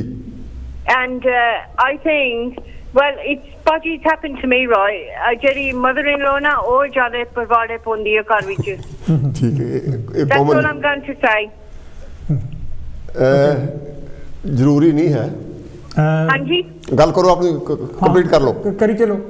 ਨਹੀਂ ਉਦੋਂ ਮੈਂ ਕਹਿੰਦੀ mother-in-law ਜ਼ਿਆਦਾ ਪ੍ਰਸਾਦ ਪਾਉਂਦੀ ਹੈ ਘਰ ਵਿੱਚ, ਤੇ ਉਹ ਕਹਿੰਦੀ ਮੇਰੇ ਮੁੰਡੇ ਦਾ ਕਰਨਾ ਬਸੇ। ਹਾਂਜੀ। I mean, it is happening in the Western society now. This has happened to me, right? And my ex-partner was very, very bad. ਮਾਂ ਨੂੰ ਮਸਾਲਾ ਬੋਲ ਹੁੰਦੀ ਸੀਗੀ।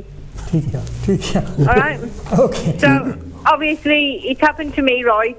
ਪਰ ਇਹਨਾਂ ਨੂੰ ਸ਼ਰਮ ਨਹੀਂ ਹੈਗੀ ਕਿ ਤੁਹਾਡੀ ਵੀ ਕੋਈ ਕੁੜੀ ਹੈਗੀ ਆ ਤੇ ਤੁਹਾਡੇ ਨਾਲ ਵੀ ਹੋ ਸਕਦਾ। ਬਿਲਕੁਲ। Yeah. I mean, that's all I'm going to say. It's a mother-in-law ਦਾ ਸਾਰਾ ਕੰਮ ਖਰਾਬ ਹੋ ਜਾਂਦਾ। ਇਹ ਉਹੀ ਕੰਮ ਖਰਾਬ ਕਰਦੇ ਜਿਹੜੇ ਮੰਮੀ ਬੋਇਜ਼ ਹੋਣ। ਹਾਂਜੀ। ਉਹ ਮੰਮੀ ਬੋਇਜ਼ ਹੋਣਾ ਨਾ ਆਪਣੇ ਆਪ ਕੋਈ ਫੈਸਲਾ ਨਹੀਂ ਲੈ ਸਕਦਾ। Yeah, mommy's boy. You know what? If you never grow up, when you're after 50, you never grow up. Then you're a very bad child. Yeah. But thanks, Baji. अपना ख्याल रखना, yeah. Thank you. बहुत Thank you. Bye. You made a very good point. अच्छा. Thank you. ਅੱਛਾ doctor ਸਾਹਿਬ, ਜਿਹੜੀ ਗੱਲ ਹੈਗੀ ਆ ਦੋ ਫਿਗਰ ਆਪਾਂ ਗਿਣੇ ਹੋਏ ਆ ਆਪਣੇ ਸਮਾਜ 'ਚ। ਇੱਕ ਕਹਿੰਦੇ ਵੀ ਨੂੰਹ ਸੱਸ ਦੀ ਨਹੀਂ ਬਣਦੀ, ਇੱਕ ਨਨਾਣ ਭਰਜਾਈ ਦੀ ਨਹੀਂ ਬਣਦੀ। ਜਦੋਂ ਇਹ ਦੋ ਗੱਲਾਂ ਕਾਫੀ ਕਾਮਨ ਆ, ਪਰ ਜ਼ਰੂਰੀ ਨਹੀਂ ਹਰ ਜਗ੍ਹਾ ਇਹੀ ਇਸ਼ੂ ਹੋਵੇ। ਚੰਗੀਆਂ। ਹੈਲੋ ਜੀ, ਕੌਣ ਤੇ ਕਿੱਥੋਂ ਬੋਲਦੇ? ਸਵਾਗਤ ਤੁਹਾਡਾ ਜੀ। ਹੈਲੋ ਜੈ ਗੁਰਦੇਵ ਜੀ। ਹਾਂਜੀ, ਜੈ ਗੁਰਦੇਵ ਜੀ। ਡਾਕਟਰ ਸਾਹਿਬ ਦੀਆਂ ਮੈਂ ਗੱਲਾਂ ਸੁਣੀਆਂ, ਤੁਹਾਡੀਆਂ ਵੀ ਸੁਣੀਆਂ। ਮੈਂ ਇੱਕ ਗੱਲ ਕਹਿਣੀ ਚਾਹੁੰਦਾ ਕਿ ਜਿਹੜੇ ਜਿੱਦਾਂ ਮੈਂ ਕਿਹਾ ਸੀ ਵੀ ਇਸ ਕੰਟਰੀ 'ਚ ਰਹਿਣਾ ਤੇ ਇਹਦੇ ਹਿਸਾਬ ਨਾਲ ਸਾਨੂੰ ਸੋਚਣਾ ਪਏਗਾ। ਮੈਂ ਆਪਣੀ ਪਰਸਨਲ ਤੁਹਾਨੂੰ ਗੱਲ ਦੱਸਣ ਲੱਗਾ। ਮੇਰੇ ਲੜਕੇ ਨੇ ਇੱਕ ਲੜਕੀ ਨੂੰ ਪਸੰਦ ਕਰਿਆ ਜਿਹੜੀ ਕਿ ਦੂਸਰੇ ਧਰਮ ਦੀ ਸੀ। ਠੀਕ ਹੈ। ਮੈਂ ਉਹ 'ਤੇ ਰੁਕਾਵਟ ਨਹੀਂ ਪੈਦਾ ਕੀਤੀ, ਨਾ ਮੇਰੀ ਵਾਈਫ ਨੇ। ਠੀਕ ਹੈ, ਤੁਸੀਂ ਚਾਹੁੰਦੇ ਆ, ਲਾਈਕ ਕਰਦੇ ਆ। ਉਹਨੇ ਲੜਕੀ ਨੂੰ ਦਿਖਾਇਆ ਮੈਨੂੰ ਆ ਕੇ, ਮੈਂ ਉਹਦੀ ਨਿਟੀ ਗ੍ਰਿਟੀ 'ਚ ਨਹੀਂ ਗਿਆ। ਲੇਕਿਨ ਮੇਰਾ ਲੜਕਾ ਚਾਹੁੰਦਾ ਸੀ ਕਿ ਮੈਂ 5 ਸਟਾਰ ਹੋਟਲ ਦੇ ਵਿੱਚ ਵਿਆਹ ਕਰਨਾ। ਇੱਥੇ ਹੈਮਰਸਮਿਥ ਲੰਡਨ ਦੇ ਵਿੱਚ 5 ਸਟਾਰ ਹੋਟਲ ਹੈਗਾ। ਤਾਂ ਮੇਰੀ ਵਾਈਫ ਨੇ ਕਿਹਾ ਕਿ ਨਹੀਂ, ਅਸੀਂ ਉੱਥੇ ਵਿਆਹ ਨਹੀਂ ਕਰਨਾ, ਕਿਉਂਕਿ ਉਹ ਕਮਰੇ ਬੁੱਕ ਕਰਨਾ ਚਾਹੁੰਦਾ ਸੀ। 500 ਪਾਉਂਡ ਇੱਕ ਰਾਤ ਦਾ ਉਹਦਾ ਕਿਰਾਇਆ ਸੀਗਾ, ਤੇ 8-10 ਕਮਰੇ ਵੀ ਬੁੱਕ ਕਰਨਾ ਚਾਹੁੰਦਾ ਸੀ। ਅਸੀਂ ਉਹਨੇ ਇਹ ਕਿਹਾ ਵੀ ਜਿਹੜੇ ਪੈਸੇ ਤੂੰ 5 ਸਟਾਰ ਹੋਟਲ ਤੇ ਲਾਉਣੇ ਆ ਉਹ ਤੂੰ ਘਰ ਲੈ ਲਾ। ਬਿਲਕੁਲ। ਕਿਉਂਕਿ ਇੱਕ ਪ੍ਰੋਬਲਮ ਆਏਗੀ, ਹਰੇਕ ਨੂੰ ਆਏਗੀ, ਔਰ ਸਪੈਸ਼ਲੀ ਤੌਰ ਤੇ ਅੱਜ ਕੱਲ੍ਹ ਜਿੱਦਾਂ ਕਿ ਕੀਮਤਾਂ ਵੱਧ ਗਈਆਂ। ਉਹ ਪਹਿਲਾਂ ਤਾਂ 19 ਕੀ ਕਰਦਾ ਰਿਹਾ, ਲੇਕਿਨ ਅਖੀਰ 'ਚੋਂ ਮੰਨ ਗਿਆ। ਅਸੀਂ ਉਹਨਾਂ ਨੂੰ ਘਰ ਲੈ ਦਿੱਤਾ। ਉਹ ਘਰ ਥੋੜਾ ਦੂਰ ਸੀਗਾ ਵੀ ਠੀਕ ਆ, ਜਿੱਦਾਂ ਤੁਸੀਂ ਸਵਾਲ ਪੈਦਾ ਕੀਤਾ ਵੀ ਲੜਕੀ ਲੜਕਾ ਅਲੱਗ ਲੈਣਾ ਚਾਹੁੰਦੇ ਆ, light them live together away from us। ਲੇਕਿਨ ਉਹ ਚੰਗਾ ਨਹੀਂ ਲੱਗਾ, ਉਹਨੇ ਘਰ ਵੇਚਤਾ ਤਾਂ 50,000 ਪਾਉਂਡ ਉਹਨੂੰ ਫਾਇਦਾ ਹੋਇਆ। ਤਾਂ ਲੜਕੀ ਕਹਿੰਦੀ ਡੈਡੀ ਮੈਨੂੰ 50,000 ਪਾਉਂਡ ਫਾਇਦਾ ਹੈ। ਮੈਂ ਕਿਹਾ ਦੇਖਿਆ ਤੂੰ ਸਾਰੀ ਉਮਰ 50,000 ਨਹੀਂ ਜੋੜ ਸਕਦਾ ਸੀ। ਬਿਲਕੁਲ। ਹੁਣ ਤੂੰ ਇਹ ਮੈਨੂੰ ਕਹਿੰਦੀ ਪੈਸੇ ਲੈ ਲਾ ਤੂੰ ਆਪਣੇ ਜਿਹੜੇ ਦਿੱਤੇ ਆ। ਮੈਂ ਕਿਹਾ ਨਹੀਂ, ਤੂੰ ਇਹਦੇ ਨਾਲ ਹੋਰ ਜਿਹੜਾ ਤੈਨੂੰ ਚੰਗਾ ਘਰ ਵਧੀਆ ਤੈਨੂੰ ਲੱਗਦਾ ਉਹ ਲੈ ਲਾ, ਉਹਨੇ ਲਿਆ। What I'm trying to say is ਕਿ ਇਹੋ ਜਿਹੀਆਂ ਪ੍ਰੋਬਲਮ ਨੂੰ ਘੋਖਣਾ ਚਾਹੀਦਾ। ਐਬਸੋਲੂਟਲੀ। ਜੇ ਤੁਸੀਂ ਪੁਰਾਣੀਆਂ ਗੱਲਾਂ ਨੂੰ ਲੈ ਕੇ, ਜਿੱਦਾਂ ਕੁੜੀ ਨੇ ਹੁਣੇ ਦੱਸਿਆ, ਇਹ ਚੀਜ਼ਾਂ ਆਉਂਦੀਆਂ ਆ ਔਰ ਬਹੁਤ ਆਉਂਦੀਆਂ। ਮੈਂ ਆਪਣੀ ਕੁੜੀ ਨੂੰ ਕਹਿਤਾ ਸੀ ਕਿ ਮੈਂ ਐਸ ਗੁਰੂ ਨੂੰ ਮੰਨਦਾ, ਤੁਸੀਂ ਉਸ ਗੁਰੂ ਨੂੰ ਮੰਨਦੇ, ਲੇਕਿਨ ਮੈਂ ਵਿਆਹ ਤੇ ਹੁਣ ਜਿਹੜੀ ਗੱਲ ਕਰਨੀ ਹੁਣੇ ਕਰ ਲਓ।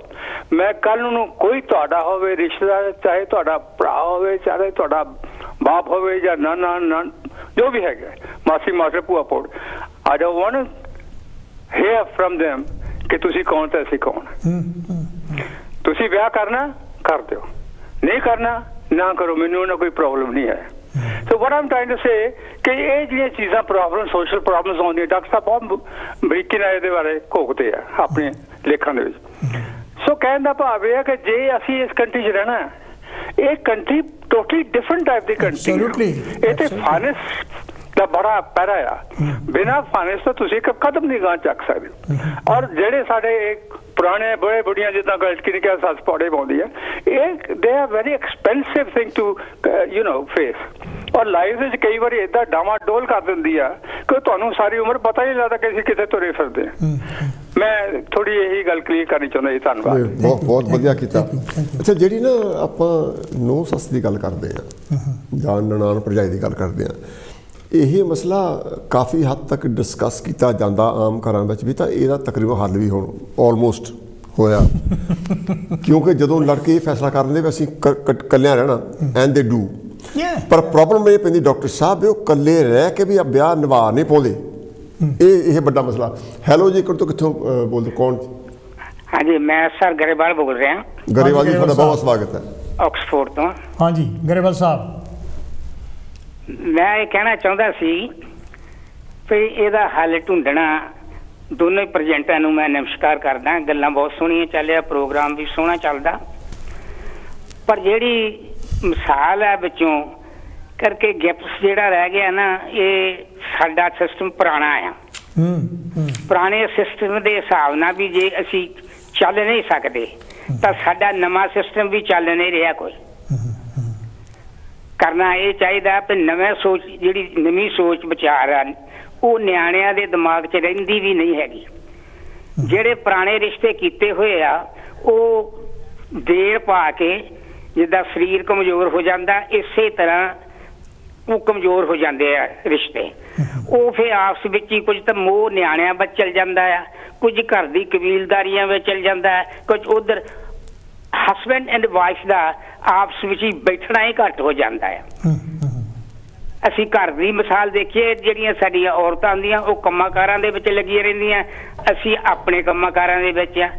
ਇਸ ਕਰਕੇ ਉਹ ਜਿਹੜਾ ਪਿਆਰ ਅਟੁੱਟ ਹੋ ਜਾਂਦਾ ਆ, ਉਹ ਚੀਜ਼ ਨਹੀਂ ਰਹਿੰਦੀ। ਮੈਂ ਹੋਰ ਵੀ ਲੋਕ ਬੋਲਣ ਵਾਲੇ ਜ਼ਿਆਦਾ ਸਮਾਂ ਲੈ ਗਿਆ। ਧੰਨਵਾਦ ਕਰਦਾ। ਬਹੁਤ ਮਿਹਰਬਾਨੀ, ਬਹੁਤ ਧੰਨਵਾਦ, ਬਹੁਤ ਵਧੀਆ ਸ਼ੁਕਰੀਆ। ਹਾਂਜੀ, ਅਗਲੀ ਕਾਲ। ਹੈਲੋ ਜੀ, ਕੌਣ, ਕਿੱਥੋਂ ਬੋਲਦੇ ਸਾਫ ਥੋੜਾ ਜੀ? ਹੈਲੋ ਜੀ ਕਾਲਰ। ਹਾਂਜੀ, ਵੈਲਕਮ ਕਾਂਸ਼ੀ ਟੀਵੀ ਤੇ। ਕੌਣ ਤੇ ਕਿੱਥੋਂ ਬੋਲਦੇ? ਤੁਹਾਡਾ ਬਹੁਤ ਸਵਾਗਤ ਹੈ ਜੀ। ਹੈਲੋ, ਨਮਸਕਾਰ ਭਾਜੀ। ਸਤਿ ਸ੍ਰੀ ਅਕਾਲ ਜੀ। ਹਾਂਜੀ ਸੁਮਨ ਸਾਹਿਬ। ਡਾਕਟਰ ਸਾਹਿਬ। ਹਾਂਜੀ ਸੁਮਨ ਸਾਹਿਬ, ਕੀ ਕਹਿਣਾ ਚਾਹੋਗੇ? ਪਹਿਲਾਂ ਤੇ ਮੇਰੇ ਸਾਹਿਬ ਥੋੜਾ ਜੰਪਰ ਬਹੁਤ ਅੱਛਾ। ਯਾਰ ਤੁਸੀਂ ਮੇਰੀ ਟਾਈ ਦੀ ਸੇਫਟੀ ਨਹੀਂ ਕੀਤੀ। ਸਾਡੇ ਘਰ ਹੁਣ ਜਾ ਕੇ ਐਨ ਬਹਿ ਜਾਵਾਂ ਰਹਿਣੀ ਹੈ। It's a beautiful color. Thank you. And it looks nice on you. You look very smart in it. ठीक है। अच्छा,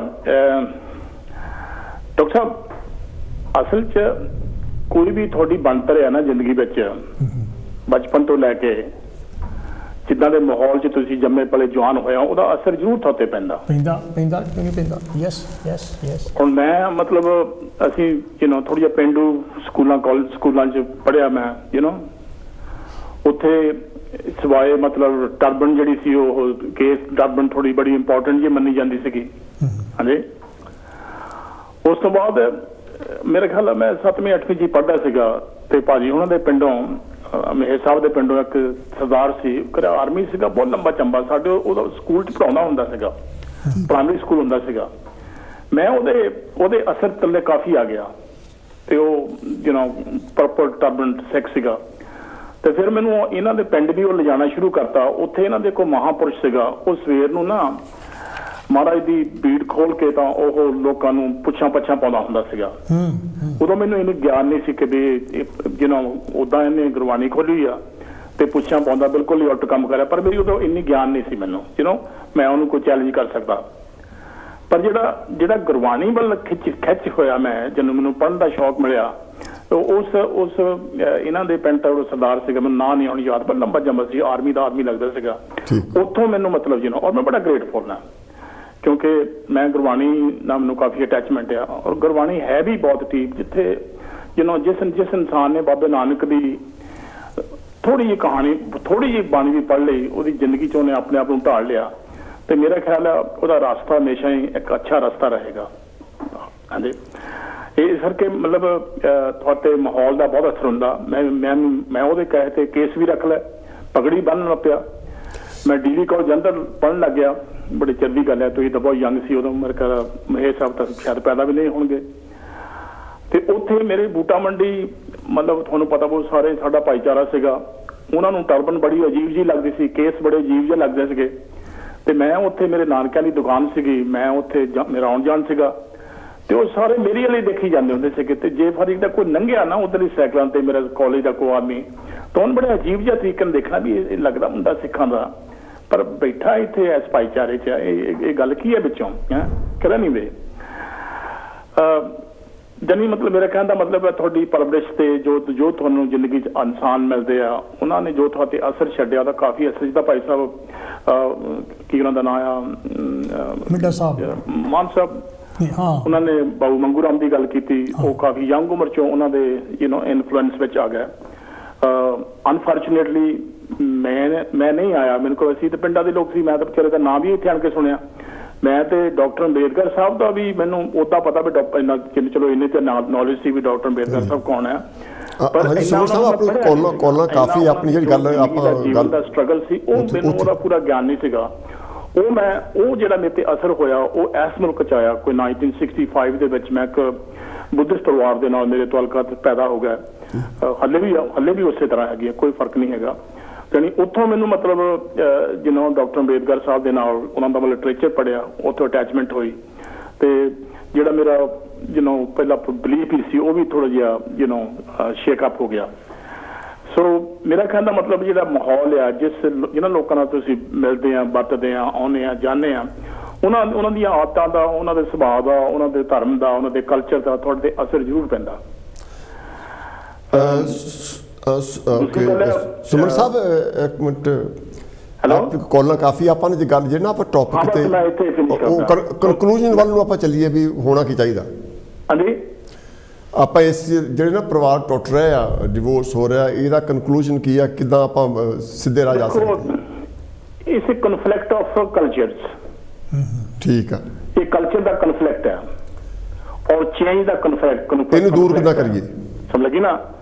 ਜਿਹੜੀ ਚੇਂਜ ਆ, ਕੁਝ ਲੋਕੀ ਤਾਂ ਉਹਨੂੰ ਆਪਣੇ ਆਪ ਨੂੰ ਉਹ ਕੰਪਰੋਮਾਈਜ਼ ਕਰਦੇ ਆ, ਆਪਣੇ ਆਪ ਨੂੰ ਅਕੋਮੋਡੇਟ ਕਰਦੇ ਆ, ਉਹਦੇ ਨਾਲ ਅਸਿਮੀਲੇਟ ਕਰਦੇ ਕਿ ਚੇਂਜ ਆ ਰਹੀ ਆ, ਮੈਂ ਵੀ ਚੇਂਜ ਹੋਣਾ।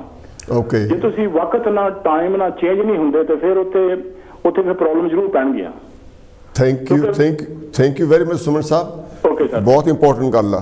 ਅਗਰ ਤੁਸੀਂ ਵਕਤ ਨਾਲ ਚੇਂਜ ਨਹੀਂ ਹੁੰਦੇ ਤਾਂ ਤੁਸੀਂ ਬਹੁਤ ਘਾਟਾ ਖਾਂਦੇ ਹੋ। Very good. ਹਾਂਜੀ, ਨੈਕਸਟ ਕਾਲਰ। ਹੈਲੋ ਜੀ, ਕੌਣ ਕਿੱਥੋਂ ਬੋਲਦੇ ਆ? ਸਵਾਗਤ ਹੈ ਤੁਹਾਡਾ ਜੀ। ਹੈਲੋ, ਵੈਲਕਮ ਟੂ ਸਾਂਝੀਆਂ ਵਿਚਾਰਾਂ। ਕੌਣ ਤੇ ਕਿੱਥੋਂ ਗੱਲ ਕਰ ਰਹੇ ਹੋ ਜੀ? ਬੋਲੋ। ਹੈਲੋ, ਹਾਂਜੀ, ਇਹ ਗੱਲ ਬਿਲਕੁਲ ਦਰੁਸਤ ਆ ਕਿ ਜਿਹੜਾ ਮਸਲਾ ਆ, ਇਹ ਆਪਾਂ ਪਹਿਲਾਂ ਵੀ ਬਹੁਤ ਵਾਰੀ ਗੱਲ ਕੀਤੀ ਆ ਕਿ ਵੀ ਅਸੀਂ ਕਰਦੇ ਕੁਛ ਹੋਰ ਆ, ਸੋਚਦੇ ਕੁਛ ਹੋਰ ਆ, ਪੜ੍ਹਿਆ ਕੁਛ ਹੋਰ ਆ। ਜੇ ਅਸੀਂ ਆਪਣੇ ਸਮਾਜ ਦੇ ਮਸਲਿਆਂ ਬਾਰੇ ਅਸੀਂ ਜਾਣਕਾਰ ਹੋਈਏ, ਜੋ ਅਸੀਂ ਕਹਿੰਦੇ ਹੋਣਾ ਚਾਹੀਦਾ, ਜਿਸ ਨੂੰ ਉਹਦਾ ਵੀ ਪਤਾ ਹੋਵੇ ਨਾ, ਤਾਂ ਵੀ ਸਾਡੀ ਜਿਹੜੀ ਗੱਲ ਕਿਸੇ ਪਾਸੇ ਲੱਗ ਸਕਦੀ ਹੈ। ਲੇਕਿਨ ਸਾਨੂੰ ਪਤਾ ਉਹਦਾ ਵੀ ਹੈ ਨਹੀਂ ਪਤਾ ਹੈ, ਉਹ ਵੀ ਅਸੀਂ ਕਹਿੰਦੇ ਹਾਂ ਤੂੰ ਰਹਿਣ ਦੇ, ਇੱਦਾਂ ਮੇਰਾ ਪੇ ਕਰਦਾ ਸੀ। ਤੇ ਅਸੀਂ ਜਿੱਦਾਂ ਤੁਰਿਆ ਉੱਦੇ ਕਿਉਂਕਿ ਗਾਹਾਂ ਤੇ ਜਿਉਂ ਵਕਤ ਗੁਜ਼ਰਦਾ, ਹੁਣ ਅਸੀਂ ਜਿਹਨੂੰ ਆਪਾਂ ਕਹਿੰਦੇ ਹਾਂ ਜਨਰੇਸ਼ਨ ਗੈਪ, ਜਦੋਂ ਅਸੀਂ ਕੋਈ ਗੱਲ ਕਰਦੇ ਹਾਂ ਤੇ ਉਹ ਜਿਹੜੀ ਗੱਲ ਅਸੀਂ ਕਰਦੇ ਹਾਂ, ਜੇ ਕੋਈ ਪੁੱਛਿਆ ਵੀ ਤੈਂ ਕਿੱਥੋਂ ਪੜ੍ਹੀ ਇਹ, ਤੇ ਪੜ੍ਹੀ ਨਹੀਂ, ਮੇਰਾ ਚਾਚਾ ਇੱਦਾਂ ਕਹਿੰਦਾ ਸੀ। ਇੱਕ ਬਹੁਤ ਇੰਪੋਰਟੈਂਟ ਗੱਲ ਆ, ਬਹੁਤ ਹੀ ਸੁਣੀ ਹੋਣੀ ਗੱਲ ਇਹ, ਪਤਾ ਕਿਸੇ ਨੂੰ ਨਹੀਂ, ਕਿਸੇ ਨੇ ਦੇਖਿਆ ਨਹੀਂ ਵੀ ਸਾਡੇ ਪਿੰਡ ਬੰਦਾ ਸੀ ਉਹ 24 ਘੰਟੇ ਬਰਿਆ ਰਿਹਾ, ਬਾਅਦ ਜਿੰਦਾ ਹੋ ਗਿਆ। ਜੇ ਪੁੱਛੋ ਵੀ ਉਹ ਕਹਿੰਦੇ ਨਹੀਂ ਇਹ ਸਾਡੇ ਇੱਕ ਆਉਂਦਾ ਹੁੰਦਾ ਪ੍ਰਾਹੁਣਾ, ਉਹ ਦੱਸਦਾ ਹੁੰਦਾ ਸੀ। ਜਾਣੀ ਇਹ ਗੱਲ ਮੈਂ ਪਤਾ ਨਹੀਂ ਕਿੰਨੇ ਬੰਦਿਆਂ ਕੋਲੋਂ ਸੁਣੀ ਆ, ਤੇ ਇਹ ਗੱਲ ਪਤਾ ਨਹੀਂ ਇਹ ਜਿਹੜੇ ਪਾਕਿਸਤਾਨ ਤੋਂ ਲੋਕ ਉਹਨਾਂ ਵਿੱਚ ਵੀ ਮੈਂ ਇਹ ਗੱਲ ਸੁਣੀ ਆ, ਤੇ ਇਹ ਬੰਗਲਾਦੇਸ਼ੀਆਂ ਵਿੱਚ ਵੀ ਮੈਂ ਸੁਣੀ ਗੱਲ, ਸੇਮ ਗੱਲ, ਪਰ ਘੰਟਿਆਂ ਦਾ ਫਰਕ ਆ। ਵੀ ਕੋਈ ਕਹਿੰਦਾ ਵੀ 12 ਘੰਟੇ ਜਿੰਦਾ ਰਿਹਾ, ਜਾਂ ਕੋਈ ਕਹਿੰਦਾ ਵੀ ਉਹ ਨਹਾਉਣ ਗਏ ਤਾਂ ਪਤਾ ਲੱਗਾ। ਕਈ ਬੰਦੇ ਕਹਿੰਦੇ ਜੀ ਉਹਨੂੰ ਕਬਰਾਂ ਲੈ ਕੇ ਜਾਂਦੇ ਸੀਗੇ, ਉਹ ਚਾਦਰ ਉੜ ਗਈ। ਜਾਣੀ ਕਿਸੇ ਨੇ ਦੇਖਿਆ ਨਹੀਂ, ਹਾਲੇ ਤੱਕ ਮੈਨੂੰ ਕੋਈ ਨਹੀਂ ਪਤਾ ਲੱਗਿਆ। ਜਾਣੀ ਜਿਹੜੇ ਸਾਡੇ ਰਸਮ ਰਿਵਾਜ ਉਹ ਵੀ ਇੱਦਾਂ ਹੀ ਆ। ਕਿਸੇ ਨੂੰ ਪੁੱਛੋ ਵੀ ਪਾਣੀ ਵਾਰਦੇ ਇਹਦਾ ਕੀ ਮਤਲਬ, ਚੌਲ ਪਿੱਛੋਂ ਛੱਡਦੇ ਆ ਉਹਦਾ ਕੀ ਮਤਲਬ, ਜਾਂ ਮਹਿੰਦੀ ਦਾ ਕੀ ਮਤਲਬ। ਅਸੀਂ ਸਿਰਫ ਕਿਉਂਕਿ ਸਾਡੇ ਵੱਡੇ ਵਡੇਰੇ ਕਰਦੇ ਆਏ ਆ, ਇੱਕ ਮਾਂ ਬਾਪ ਦੇ ਸਤਿਕਾਰ ਦੇ ਤੌਰ 'ਤੇ ਕਰੋ, ਜਿੱਦਾਂ ਉਹ ਕਰਦੇ ਸੀ ਉੱਦਾਂ ਕਰਦੇ ਆ ਰਹੇ ਹਾਂ। ਲੇਕਿਨ ਰਿਸ਼ਤਾ ਨਿਭਾਉਣ ਦੀ ਗੱਲ ਹੁਣ ਅਸੀਂ, ਪਹਿਲਾਂ ਇੱਦਾਂ ਸੀ ਅਸੀਂ ਪਿੰਡਾਂ 'ਚ ਜੰਮੇ ਪਲੇ, ਸਾਡਾ ਉਦਾਰਾ ਸੀ ਪਿੰਡ ਦਾ, ਸਾਡੀ ਅਕਲ ਉਦੋਂ ਬਾਹਰ ਨਹੀਂ ਸੀ ਜਾਂਦੀ। ਹੁਣ ਜਿਹੜੇ ਅਸੀਂ ਇਨਵਾਇਰਮੈਂਟ 'ਚ ਰਹਿ ਰਹੇ ਹਾਂ, ਇੱਥੇ ਤੁਸੀਂ ਇਕੱਲੇ ਇੰਡੀਅਨ ਜਾਂ ਅੰਗਰੇਜ਼ੀ ਨਹੀਂ ਹੈ, ਬਿਲਕੁਲ ਬਿਲਕੁਲ, ਇੱਥੇ ਤੁਸੀਂ ਬਾਕੀ ਸਾਰੇ ਮੁਲਕਾਂ ਦੇ ਲੋਕਾਂ ਦੇ ਵਿੱਚ ਵਿਚਰਦੇ ਆ। ਤੁਹਾਡਾ ਗੁਆਂਢੀ ਕੋਈ ਆ, ਇੱਧਰ ਕੋਈ ਹੋਰ ਆ, ਤਾਂ ਤੁਸੀਂ ਜਦੋਂ ਇੱਦਾਂ ਤੁਹਾਡੀ ਜਿਹੜੀ ਵਿਜ਼ਨ ਵੱਧਦਾ, ਤੁਹਾਡੀ ਸੋਚ ਵੱਧਦੀ ਆ, ਉਹ ਜਿਹੜੀ ਵਧੀ ਹੋਈ ਸੋਚ ਆ ਉਹਦੇ ਮੁਤਾਬਕ ਤੁਹਾਨੂੰ ਫੈਸਲੇ ਕਰਨੇ ਪੈਂਦੇ ਆ ਕਿ ਵੀ ਜ਼ਿੰਦਗੀ ਨੂੰ ਕਿੱਧਰ ਨੂੰ ਲੈ ਕੇ ਜਾਣਾ। ਜਦੋਂ ਅਸੀਂ ਰਹਿੰਦੇ ਇੰਗਲੈਂਡ 'ਚ, ਗੁਆਂਢੀ ਸਾਡੇ ਕੋਈ ਹੋਰ ਆ, ਸਮਾਜ ਸਾਡਾ ਸਮਾਜ ਇੱਥੇ ਬਣਿਆ ਆ, ਅਤੇ ਅਸੀਂ ਫਿਰ ਵੀ ਉਹ ਹਲਦੀ ਵਿੱਚ ਤੇਲ ਪਾ ਕੇ ਲਾਉਣਾ, ਫਿਰ ਕੰਗਣਾ ਬੰਨਣਾ, ਉਹ ਇਕੱਠਾ ਵੀ ਗੜਨੀਆਂ ਪੈਂਦੀਆਂ ਕਿੰਨੀਆਂ ਆ। ਅਸਲ 'ਚ ਜਿਹੜੀ ਤੁਸੀਂ ਗੱਲ ਕਰਦੇ ਹੋ ਨਾ, ਇਹ 2-3 ਤਰ੍ਹਾਂ ਜਿਹੜੇ ਹੈਗੇ ਆ ਗੈਪਸ ਹੈ ਜੀ। ਇੱਕ ਤਾਂ ਉਸ ਮਾਹੌਲ ਦਾ ਗੈਪ, ਉਹ ਮਾਹੌਲ ਵੀ ਪਿਛਲੇ 50 ਸਾਲਾਂ ਵਿੱਚ ਇਵੋਲਵ ਹੋਇਆ ਹੈਗਾ, ਉਹ ਵੀ ਚੇਂਜ ਹੋਏ ਹੈਗੇ ਆ। ਅਸੀਂ ਇੱਥੇ ਯਾਨੀ ਕਿਹੜਾ ਹੈਗਾ, ਅਸੀਂ ਵੀ ਚੇਂਜ ਹੋਏ ਹਾਂ। ਦੂਸਰਾ, ਅਸੀਂ ਇੱਥੇ ਡਿਫਰੈਂਟ ਮਾਹੌਲ ਦੇ ਵਿੱਚ ਹੈਗੇ ਹਾਂ, ਜਿਹੜਾ ਕਿ ਡੋਮੀਨੇਟਿੰਗ ਕਲਚਰ ਦਾ ਹੈ, ਗੋਰਿਆਂ ਦਾ ਹੈਗਾ, ਉਹਦਾ ਅਸਰ ਪੈਂਦਾ। ਤੀਸਰਾ ਇਹ ਮਲਟੀ ਕਲਚਰ ਜਿਹੜੀ ਜਿਨ ਕਿ ਤੁਸੀਂ ਹੁਣ ਗੱਲ ਕਰ ਰਹੇ ਸੀ, ਉਹਦਾ ਅਸਰ ਵੀ ਸਾਡੇ 'ਤੇ ਪੈਂਦਾ। ਬਿਲਕੁਲ। ਫਿਰ ਉਹ ਬੱਚਿਆਂ ਦੀ ਜਿਹੜੀ ਇੰਡੀਵਿਜੂਅਲ ਤੌਰ 'ਤੇ ਆਪਣੀ ਪੜ੍ਹਾਈ ਲਿਖਾਈ ਹੈ, ਉਹਦਾ ਅਸਰ ਪੈਂਦਾ। ਹੁਣ ਜੇ ਮੈਂ ਵੀ ਲਵਾਂ, ਮੇਰੇ ਆਪਣੇ ਪਰਿਵਾਰ ਦੇ ਵਿੱਚ ਜਿਹੜੇ ਅਸੀਂ ਭੈਣ ਭਰਾ ਹੈਗੇ ਹਾਂ, ਮੇਰੀ ਉਹਨਾਂ ਨਾਲੋਂ ਸਾਰਿਆਂ ਨਾਲੋਂ ਸੋਚ ਵੱਖਰੀ ਹੈ। ਮੇਰੀ ਪੋਲੀਟੀਕਲ ਥਿੰਕਿੰਗ ਡਿਫਰੈਂਟ ਹੈ, ਮੇਰੀ ਰਿਲੀਜੀਅਸ ਥਿੰਕਿੰਗ ਉਹਨਾਂ ਨਾਲ ਡਿਫਰੈਂਟ ਹੈਗੀ ਆ, ਮੇਰੀ ਯਾਨੀ ਕਿ ਜ਼ਿੰਦਗੀ ਦੇ ਵੱਲ ਜਿਹੜੀ ਅਪਰੋਚ ਹੈਗੀ ਆ ਉਹ ਟੋਟਲੀ ਡਿਫਰੈਂਟ ਹੈ। ਕਿਉਂਕਿ ਤੁਸੀਂ ਰਾਈਟ ਡਿਫਰੈਂਟ ਸਰਕਲ ਵਿੱਚ, ਯਾਨੀ ਕਿ ਮੇਰਾ ਮਤਲਬ ਕਹਿਣ ਦਾ ਇਹ ਹੈਗਾ, ਤੁਹਾਡੀ ਆਪਣੀ ਪੜ੍ਹਾਈ ਲਿਖਾਈ 'ਤੇ ਤੁਹਾਡੇ ਆਪਣੇ ਯਾਨੀ ਕਿ ਤੁਹਾਡਾ ਕਿਹਨਾਂ ਨਾਲ ਵਾਸਤਾ ਪੈਂਦਾ, ਉਸ ਚੀਜ਼ ਦਾ ਬਹੁਤ ਵੱਡਾ ਫਰਕ ਪੈਂਦਾ। ਹਾਂਜੀ। ਹੈਲੋ ਜੀ, ਕੌਣ ਤੇ ਕਿੱਥੋਂ ਬੋਲਦੇ ਸਾਹਿਬ? ਤੁਹਾਡਾ ਜੀ ਵੈਲਕਮ। ਮੈਂ ਜਨਰਲ ਡਰਬੀ ਤੋਂ ਬੋਲਦਾ ਜੀ। ਹਾਂਜੀ। ਜਿਹੜੇ ਹੁਣ ਤੁਸੀਂ ਗੱਲ ਕੀਤੀ ਨਾ, ਬੰਦਾ ਇੰਨੇ ਚਿਰ ਬਾਅਦ ਜਿੰਦਾ ਹੋ ਗਿਆ। ਹਾਂਜੀ। I'm disagree with you. It happened with me. My nana died 3 days. We were going to Baba Balkanath. It happened with me. We tried to organize funeral, everything. Lakdiyan nahi mildiyan utthe. After 3rd days, he wake up. Actually, what we had medical advice. They said ਜਿਹਦਾ ਮਿਰਗੀ ਪੈਂਦੀ ਉਹਨੇ ਮਿਰਗੀ ਪਈ ਵੀ 3 ਦਿਨ ਬਾਅਦ ਠੀਕ, ਉਹ ਮਿਰਗੀ ਠੀਕ ਹੋ ਗਈ। ਇਹ ਗੱਲ ਨਹੀਂ, ਮਰਿਆ ਬੰਦਾ ਠੀਕ ਨਹੀਂ ਹੁੰਦਾ, ਕੋਈ ਮੈਡੀਕਲ ਕੰਡੀਸ਼ਨਸ ਹੁੰਦੀਆਂ। Thank you, that's the point. Yes ਬਿਲਕੁਲ। Thank you, that's what I want to say. But ਬਹੁਤ ਹੀ ਗੱਲ ਠੀਕ ਕੀਤੀ ਆ, ਮੈਡੀਕਲ ਕੰਡੀਸ਼ਨਸ ਹੁੰਦੀਆਂ, ਕਿਉਂਕਿ ਸਾਡੇ ਲੋਕਾਂ ਨੂੰ ਗੱਲ ਨੂੰ ਕੰਪਲੀਟ ਕਰ ਦਿਓ। ਹੋ ਗਈ ਫਿਨਿਸ਼। ਅੱਛਾ ਠੀਕ ਹੈ। ਨਾ ਤਾਂ ਉਹਨਾਂ ਦੀ ਸਾਡੀ ਕੋਈ ਪੜ੍ਹਾਈ ਲਿਖਾਈ ਵੀ ਕੋਈ ਏਡੀ ਹੁੰਦੀ ਹੈਗੀ ਆ। ਉਸ ਟਾਈਮ 'ਤੇ ਉਹੀ ਨੌਲੇਜ ਸੀਗਾ, ਜਿਸ ਤਰ੍ਹਾਂ ਤੁਸੀਂ ਗੱਲ ਕੀਤੀ ਹਲਦੀ ਵਾਲੀ ਤੇ ਤੇਲ ਵਾਲੀ, ਉਹ ਉਸ ਟਾਈਮ 'ਤੇ ਉਹਨਾਂ ਦੀ ਨੌਲੇਜ ਸੀਗਾ। ਉਸ ਨੌਲੇਜ ਨੂੰ ਆਪਾਂ ਨਕਾਰਦੇ ਨਹੀਂ ਹੈ, ਉਹ ਉਸ ਟਾਈਮ ਦਾ ਨੌਲੇਜ ਹੈ। ਜਿਹੜਾ ਨੌਲੇਜ ਹੈਗਾ ਉਹ ਦਿਨੋਂ ਦਿਨ ਵੱਧ ਰਿਹਾ, ਉਹਦੇ ਨਾਲ ਯਾਨੀ ਕਿਹੜਾ ਹੈਗੀਆਂ ਕੰਪਲੀਕੇਸ਼ਨ ਜ਼ਿੰਦਗੀ ਦੀਆਂ ਜਾਣੀ ਕਿ ਵੱਧ ਰਹੀਆਂ ਹੈਗੀਆਂ। ਸੋ ਮੈਂ ਸਮਝ ਲਿਆ ਵੀ ਯਾਨੀ ਕਿਹੜਾ ਇਹ ਮੈਰਿਜ ਦਾ ਕਨਸੈਪਟ ਵੀ ਹੈਗਾ, ਜਿਹੜੀ ਆਪਾਂ ਹੁਣ ਗੱਲ ਕਰ ਰਹੇ ਹਾਂ, ਵੀ ਡਿਵੋਰਸ ਬਹੁਤ ਹੋ ਰਿਹਾ ਹੈਗੇ ਆ ਇੱਥੇ, ਯਾਨੀ ਕਿ ਟੋਟਲੀ ਮੈਰਿਜ ਦੇ ਕਨਸੈਪਟ ਵਾਲੇ ਨਜ਼ਰੀਆ ਇੱਥੇ ਦੇ ਬੱਚਿਆਂ ਦਾ ਟੋਟਲੀ ਡਿਫਰੈਂਟ ਹੈ। ਦੇਖੋ ਡਾਕਟਰ ਸਾਹਿਬ, ਹੈਲੋ ਜੀ, ਕੌਣ ਕਿੱਥੋਂ ਬੋਲਦੇ? ਸਵਾਗਤ ਤੁਹਾਡਾ ਜੀ, ਬਿਲਕੁਲ ਆਓ ਜੀ। ਹੈਲੋ ਜੀ। ਹਾਂਜੀ ਹਾਂਜੀ, ਕੀ ਕਹਿਣਾ ਚਾਹੁੰਦਾ ਅੱਜ ਮਸਲੇ ਤੇ? ਸਰ ਜੀ, ਇੱਕ ਤਾਂ ਗੁਸਤਾਖੀ ਮਾਫ ਕਰੋ, ਮੈਂ ਇਹ ਬੇਨਤੀ ਕਰਾਂਗਾ ਕਿ ਜਿਹੜੀ ਤੁਹਾਨੂੰ ਕਾਲ ਆਉਂਦੀ ਨਾ, ਜਦੋਂ ਕਾਲ ਆਉਂਦੀ, ਹੈਲੋ, ਆਵਾਜ਼ ਤੁਹਾਡੀ ਬਹੁਤ ਘੱਟ ਰਹੀ ਹੈ। ਹਾਂਜੀ, ਹੁਣ ਆ ਰਹੀ ਜੀ? ਹਾਂ ਹੁਣ ਠੀਕ ਹੈ। ਹੁਣ ਠੀਕ ਹੈ। ਤੇ ਜਿਹੜੀ ਤੁਹਾਨੂੰ ਕਾਲ ਆਉਂਦੀ ਨਾ, ਜਦੋਂ ਤੁਸੀਂ ਕਾਲ ਨੂੰ ਕਲੀਅਰ ਕਰਨ ਲੱਗਦੇ ਆ, ਉਸ ਤੋਂ ਬਾਅਦ ਦੂਸਰੀ ਕਾਲ ਆ ਜਾਂਦੀ, ਤੁਹਾਡਾ ਸਬਜੈਕਟ ਬਦਲਦਾ, ਵਿਸ਼ਾ ਹੀ ਬਦਲ ਜਾਂਦਾ। ਠੀਕ ਸੀਗਾ, ਮੈਂ ਬੇਨਤੀ ਕਰਾਂਗਾ ਖਿਆਲ ਰੱਖਿਓ। ਤੇ ਮੇਰੀ ਆਵਾਜ਼ ਆ ਰਹੀ ਤੁਹਾਨੂੰ? ਹੈਲੋ, ਥੋੜਾ ਜਿਹਾ ਕੋਲ ਹੋ ਕੇ ਕਰੋ ਗੱਲ ਤਾਂ ਜ਼ਿਆਦਾ ਚੰਗਾ, ਥੋੜੀ ਆਵਾਜ਼ ਘੱਟ ਹੈ। ਆਵਾਜ਼ ਹੈਲੋ, ਹੁਣ ਆ ਰਹੀ ਮਹੇਸ਼ ਆਵਾਜ਼? ਹਾਂ, ਅੱਗੇ ਨਾਲ ਥੋੜਾ ਫਰਕ ਹੈ, ਪਰ ਥੋੜਾ ਜਿਹਾ ਕੋਲ ਟੈਲੀਫੋਨ ਦੇ ਹੋ ਕੇ ਗੱਲ ਕਰੋ ਤਾਂ ਜ਼ਿਆਦਾ ਚੰਗਾ ਹੈ। ਇਹ ਸਭ ਹੁਣ ਠੀਕ ਹੈ ਜੀ? ਚਲੋ ਤੁਸੀਂ ਕਰ ਲਓ ਆਪਣਾ ਜਿਹੜਾ ਤੁਹਾਡਾ ਪੁਆਇੰਟ ਆ ਉਹ ਮੈਂਸ਼ਨ ਕਰੋ ਕਿ ਤੁਸੀਂ ਕੀ ਸੋਚਦੇ ਆ। ਓਕੇ, ਹਾਂਜੀ, ਹੈਲੋ ਜੀ, ਹਾਂਜੀ, ਵੈਲਕਮ। ਕੌਣ ਤੇ ਕਿੱਥੋਂ ਬੋਲਦੇ ਸਰ? ਹੈਲੋ ਜੀ, ਜੈ ਗੁਰਦੇਵ, ਧੰਨ ਗੁਰਦੇਵ। ਮੈਂ ਚਰਨਕੌਰ ਬੋਲਦੀ ਬਿਰਨਹਾਰ ਤੋਂ। ਹਾਂਜੀ ਚਰਨਕੌਰ ਜੀ। ਤੇ ਆਪ ਜੀ ਦਾ ਪ੍ਰੋਗਰਾਮ ਸੁਣਿਆ ਸਾਰਾ, ਬਹੁਤ ਵਧੀਆ ਸੀ। ਤੇ ਜਿੱਦਾਂ ਹੁਣ ਅਸੀਂ ਕਹੀਦਾ, ਮੈਂ ਜਾਦੀ ਆਈ, ਮੈਂ ਬਚਪਨ ਦੀ ਇੱਥੇ ਆ, ਤੇ ਸਾਡੇ ਬੱਚੇ ਇੱਥੇ ਪੈਦਾ ਹੋਏ, ਤੇ ਸਾਡੇ ਦੋਤੇ ਪੋਤੇ ਸਾਰੇ ਉਹ ਮੁੜ ਕੇ ਇੱਥੇ ਹੈ। ਤੀਜੀ ਚੌਥੀ ਪੀੜ੍ਹੀ ਤੁਰ ਪਈ ਹੈ ਨਾ। ਅਸੀਂ ਉਹਨਾਂ ਨੂੰ ਮਜਬੂਰ ਨਹੀਂ ਜ਼ਿਆਦਾ ਕਰ ਸਕਦੇ ਕਿ ਨਿਆਣੇ ਪੜ੍ਹਦੇ ਵੀ ਬਹੁਤ ਕਾਫੀ, ਤੇ ਜੇ ਉਹ ਚੰਗਾ ਰਹਿਣੇ ਵੀ ਚਾਹੁੰਦੇ ਤਾਂ ਕਰ ਲੈਣ ਸਕਦੀ। ਮਾਪਿਆਂ ਨੂੰ ਸਾਥ ਦੇਣਾ ਚਾਹੀਦਾ। ਜੇ ਮਨਮਰਜ਼ੀ ਨਾਲ ਕਰਦੇ ਆ ਨਾ, ਉਹ ਬੱਚੇ ਰੋਲ ਜਾਂਦੇ, ਉਹਨਾਂ ਨੂੰ ਬਾਅਦ ਵਿੱਚ ਉਹ ਲੋਕੀ ਵੀ ਕਹਿ ਦਿੰਦੇ ਆ ਏਦਾਂ ਹੋਈ ਹੈ ਨਾ। ਚਲੋ ਮੈਂ ਇਹ ਗੱਲ ਛੱਡਦੀ ਆ। ਜਿਹੜਾ ਤੁਸੀਂ ਕਿਹਾ ਵੀ ਬੰਦਾ ਜਿੰਦਾ ਹੋ ਗਿਆ, ਤੇ ਹੁੰਦਾ ਆ ਏਦਾਂ। ਮੇਰੀ ਸਕੀ ਭੂਆ ਸਾਡੀ ਕੋਈ ਸੀਗੀ। ਅਸੀਂ ਭੈਣ ਜੀ ਚਰਨਕੌਰ ਜੀ, ਭੈਣ ਜੀ ਸੌਰੀ ਚਰਨਕੌਰ ਜੀ, ਅਸੀਂ ਬੰਦਾ ਜਿੰਦਾ ਕਰਨ ਵਾਲੀ ਗੱਲ ਨਹੀਂ ਕਰ ਰਹੇ, ਗੱਲ ਕਰ ਰਹੇ ਸੀ ਮੈਰਿਜ ਦੀ। ਸਿਰਫ ਗੱਲ ਕਰੋ, ਉਹ ਪੁਆਇੰਟ ਹੈ। ਗੱਲ ਅਸੀਂ ਇਹ ਕਰਦੇ ਆ। ਨਹੀਂ, ਮੈਂ ਉਦਾਂ ਕਹਿੰਦੀ, ਮੈਂ ਕਈ ਵਾਰੀ ਹੋ ਜਾਂਦਾ। ਨਾ ਕੋਈ ਨਹੀਂ ਹੁੰਦਾ, ਰਹਿੰਦੇ ਬੰਦੇ ਹੋਣ ਜਿੰਦਾ ਚੰਗੀ ਗੱਲ ਹੈ। ਉਹਨਾਂ ਨੂੰ ਦਫੇ ਕਰ ਦਿੰਦੇ ਆ। ਕੋਈ ਨਹੀਂ, ਬੰਦਿਆਂ ਨੂੰ ਜਿੰਦੇ ਕਰ ਦੇਵਾਂਗੇ। ਜ਼ਰੂਰ ਬੱਚਿਆਂ ਦਾ ਸਾਥ ਦੇਣਾ ਚਾਹੀਦਾ ਆ। ਓਕੇ, ਬਹੁਤ ਬਹੁਤ ਥੈਂਕ ਯੂ ਤੁਹਾਡਾ। ਕਰ ਲਿਆ, ਉਹਦੇ ਨਾਲ ਕਰ ਲਿਆ। ਤੇ ਜਿੱਥੇ ਨਾਲੋਂ ਅਸੀਂ, ਮੈਂ ਦੇਖਿਆ ਸੋਚਿਆ, ਸਾਡਿਆਂ ਨਾਲੋਂ ਤਾਂ ਗੋਰੇ ਵੀ ਬਹੁਤ ਲੋਕ ਚੰਗੇ ਆ, ਜਿਹਦੀ ਪੜ੍ਹਾਈਆਂ ਕੀਤੀਆਂ, ਜਿਹਨੂੰ ਰਹਿਣ ਬਹਿਣ ਦਾ ਪਤਾ ਹੈਗਾ ਆ, ਉਹ ਸਤਿਕਾਰ ਕਰਦੇ ਵੀ ਆ ਤੇ ਕਰਾਉਂਦੇ ਵੀ ਆ। ਤੇ ਉਹਨਾਂ ਦੀ ਅਸੀਂ ਇੱਥੇ ਸਾਰੀ ਉਮਰ ਤੇ ਇੱਥੇ ਰਹਿੰਦੇ ਆ। ਸਾਨੂੰ ਜ਼ਰੂਰ ਬੱਚਿਆਂ ਦਾ ਸਾਥ ਦੇਣਾ ਚਾਹੀਦਾ ਆ, ਪਰ ਉਹਨਾਂ ਨੂੰ ਛੱਡਣਾ ਨਹੀਂ ਹੈ। ਛੱਡਦੇ ਤਾਂ ਫਿਰ ਉਹਨਾਂ ਦੀਆਂ ਆਪ ਲੜਾਈਆਂ ਪੈ ਜਾਂਦੀਆਂ, ਜਾਂ ਲੋਕੀ ਵਿੱਚ ਬਣ ਜਾਂਦੇ, ਕੋਈ ਨਾ ਕੋਈ ਘਰਾਂ ਦੀਆਂ ਪ੍ਰੋਬਲਮਾਂ ਖੜੀਆਂ ਹੋ ਜਾਂਦੀਆਂ ਆ।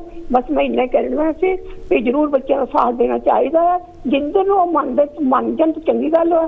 ਜੇ ਉਹਨੇ ਆਪਣੇ ਨੂੰ ਸਿਸਟਮ ਪੱਕਾ ਕੀਤਾ ਆ, ਤੇ ਉਹਨਾਂ ਨੂੰ ਉੱਥੇ ਆਰਾਮ ਦੇ ਨਾਲ ਮਿਲਦੇ ਜ਼ਰੂਰ ਰਹੋ। ਥੈਂਕ ਯੂ ਮੇਰਾ ਵੀਰ ਜੀ, ਧੰਨ ਗੁਰਦੇਵ। ਤੁਹਾਡਾ ਬਹੁਤ ਥੈਂਕ ਯੂ। ਬਹੁਤ ਵਧੀਆ ਉਹਨਾਂ ਨੇ ਗੱਲ, ਬਹੁਤ ਸਾਰੀ ਗੱਲ ਬਹੁਤ ਵਧੀਆ ਕਰ ਗਏ। ਬਹੁਤ ਵਧੀਆ ਗੱਲ ਕੀਤੀ ਹੈ। ਇਹ ਗੱਲ ਬਹੁਤ ਵਧੀਆ ਕੀਤੀ। ਉਹ ਕਹਿੰਦੇ ਕਿ ਵਿਆਹ ਤੋਂ ਬਾਅਦ 'ਚ ਪ੍ਰੋਬਲਮ ਆਉਂਦੀਆਂ, ਮਸਲੇ ਆਉਂਦੇ ਆ, ਉਹਨਾਂ ਮਸਲਿਆਂ ਨੂੰ ਨਜਿੱਠਣਾ ਸਿੱਖਣਾ ਚਾਹੀਦਾ। ਬਿਲਕੁਲ ਕਿਉਂਕਿ ਡਿਫਿਕਲਟੀਜ਼ ਹੈਗੀਆਂ, ਉਹਨੂੰ ਟੈਕਲ ਤਾਂ ਕਰਨੇ। ਹਾਂ, ਤੁਸੀਂ ਗੱਲ ਕਰ ਲਓ ਆਪਣਾ ਡੇਢ ਮਿੰਟ। ਕਿਉਂਕਿ ਮਿੰਟ ਸਰ ਤੋਂ ਬੜੇ ਥੋੜੇ ਹੈਗੇ, ਯਾਨੀ ਕਿ ਮੇਰਾ ਖਿਆਲ ਕਾਲ ਆਪਾਂ ਨਾ ਹੀ ਲਈਏ ਹੁਣ ਤਾਂ ਠੀਕ ਹੈਗਾ। ਇੱਕ ਤਾਂ ਇਹ ਗੱਲ ਹੈਗੀ ਲੈ ਵੀ ਜਿਹੜੇ ਸਾਡੇ ਬੰਦੇ ਚੌਧਰੀ ਬਣ ਜਾਂਦੇ ਹਨ, ਲੈ ਵੀ ਮੈਨੂੰ ਸਭ ਕੁਛ ਹੀ ਪਤਾ ਹੈਗਾ, ਸਾਡੇ ਬੰਦਿਆਂ ਨੂੰ ਕੋਈ ਨੌਲੇਜ ਨਹੀਂ ਹੈ। ਯਾਨੀ ਕਿ ਇਹਦੇ ਬਾਰੇ ਜਿਹੜੀ ਹਿਊਮਨ ਸਾਈਕੋਲੋਜੀ ਹੈਗੀ ਕਿੱਦਾਂ ਕੰਮ ਕਰਦੀ, ਉਹਦੇ ਬਾਰੇ ਉਹਨਾਂ ਨੇ ਸਾਈਕੋਲੋਜੀ ਦੀ ਸਪੈਲਿੰਗ ਵੀ ਨਹੀਂ ਉਹਦੇ ਹੋਣੀ। ਯਾਨੀ ਕਿ ਇੱਕ ਤਾਂ ਇਸ ਚੀਜ਼ ਨੂੰ ਸਾਨੂੰ ਐਕਸੈਪਟ ਕਰਨਾ ਚਾਹੀਦਾ ਹੈਗਾ ਵੀ ਜਿਹੜੇ ਉਹ ਬਾਬੇ ਦਾਦੇ ਦੇ, ਨਾਨੇ ਪੜਦਾਦੇ ਦੇ ਜਿਹੜੇ ਫਾਰਮੂਲੇ ਸੀ, ਉਹ ਇੱਥੇ ਨਹੀਂ ਯੂਜ਼ ਹੋਣੇ ਹੈਗੇ।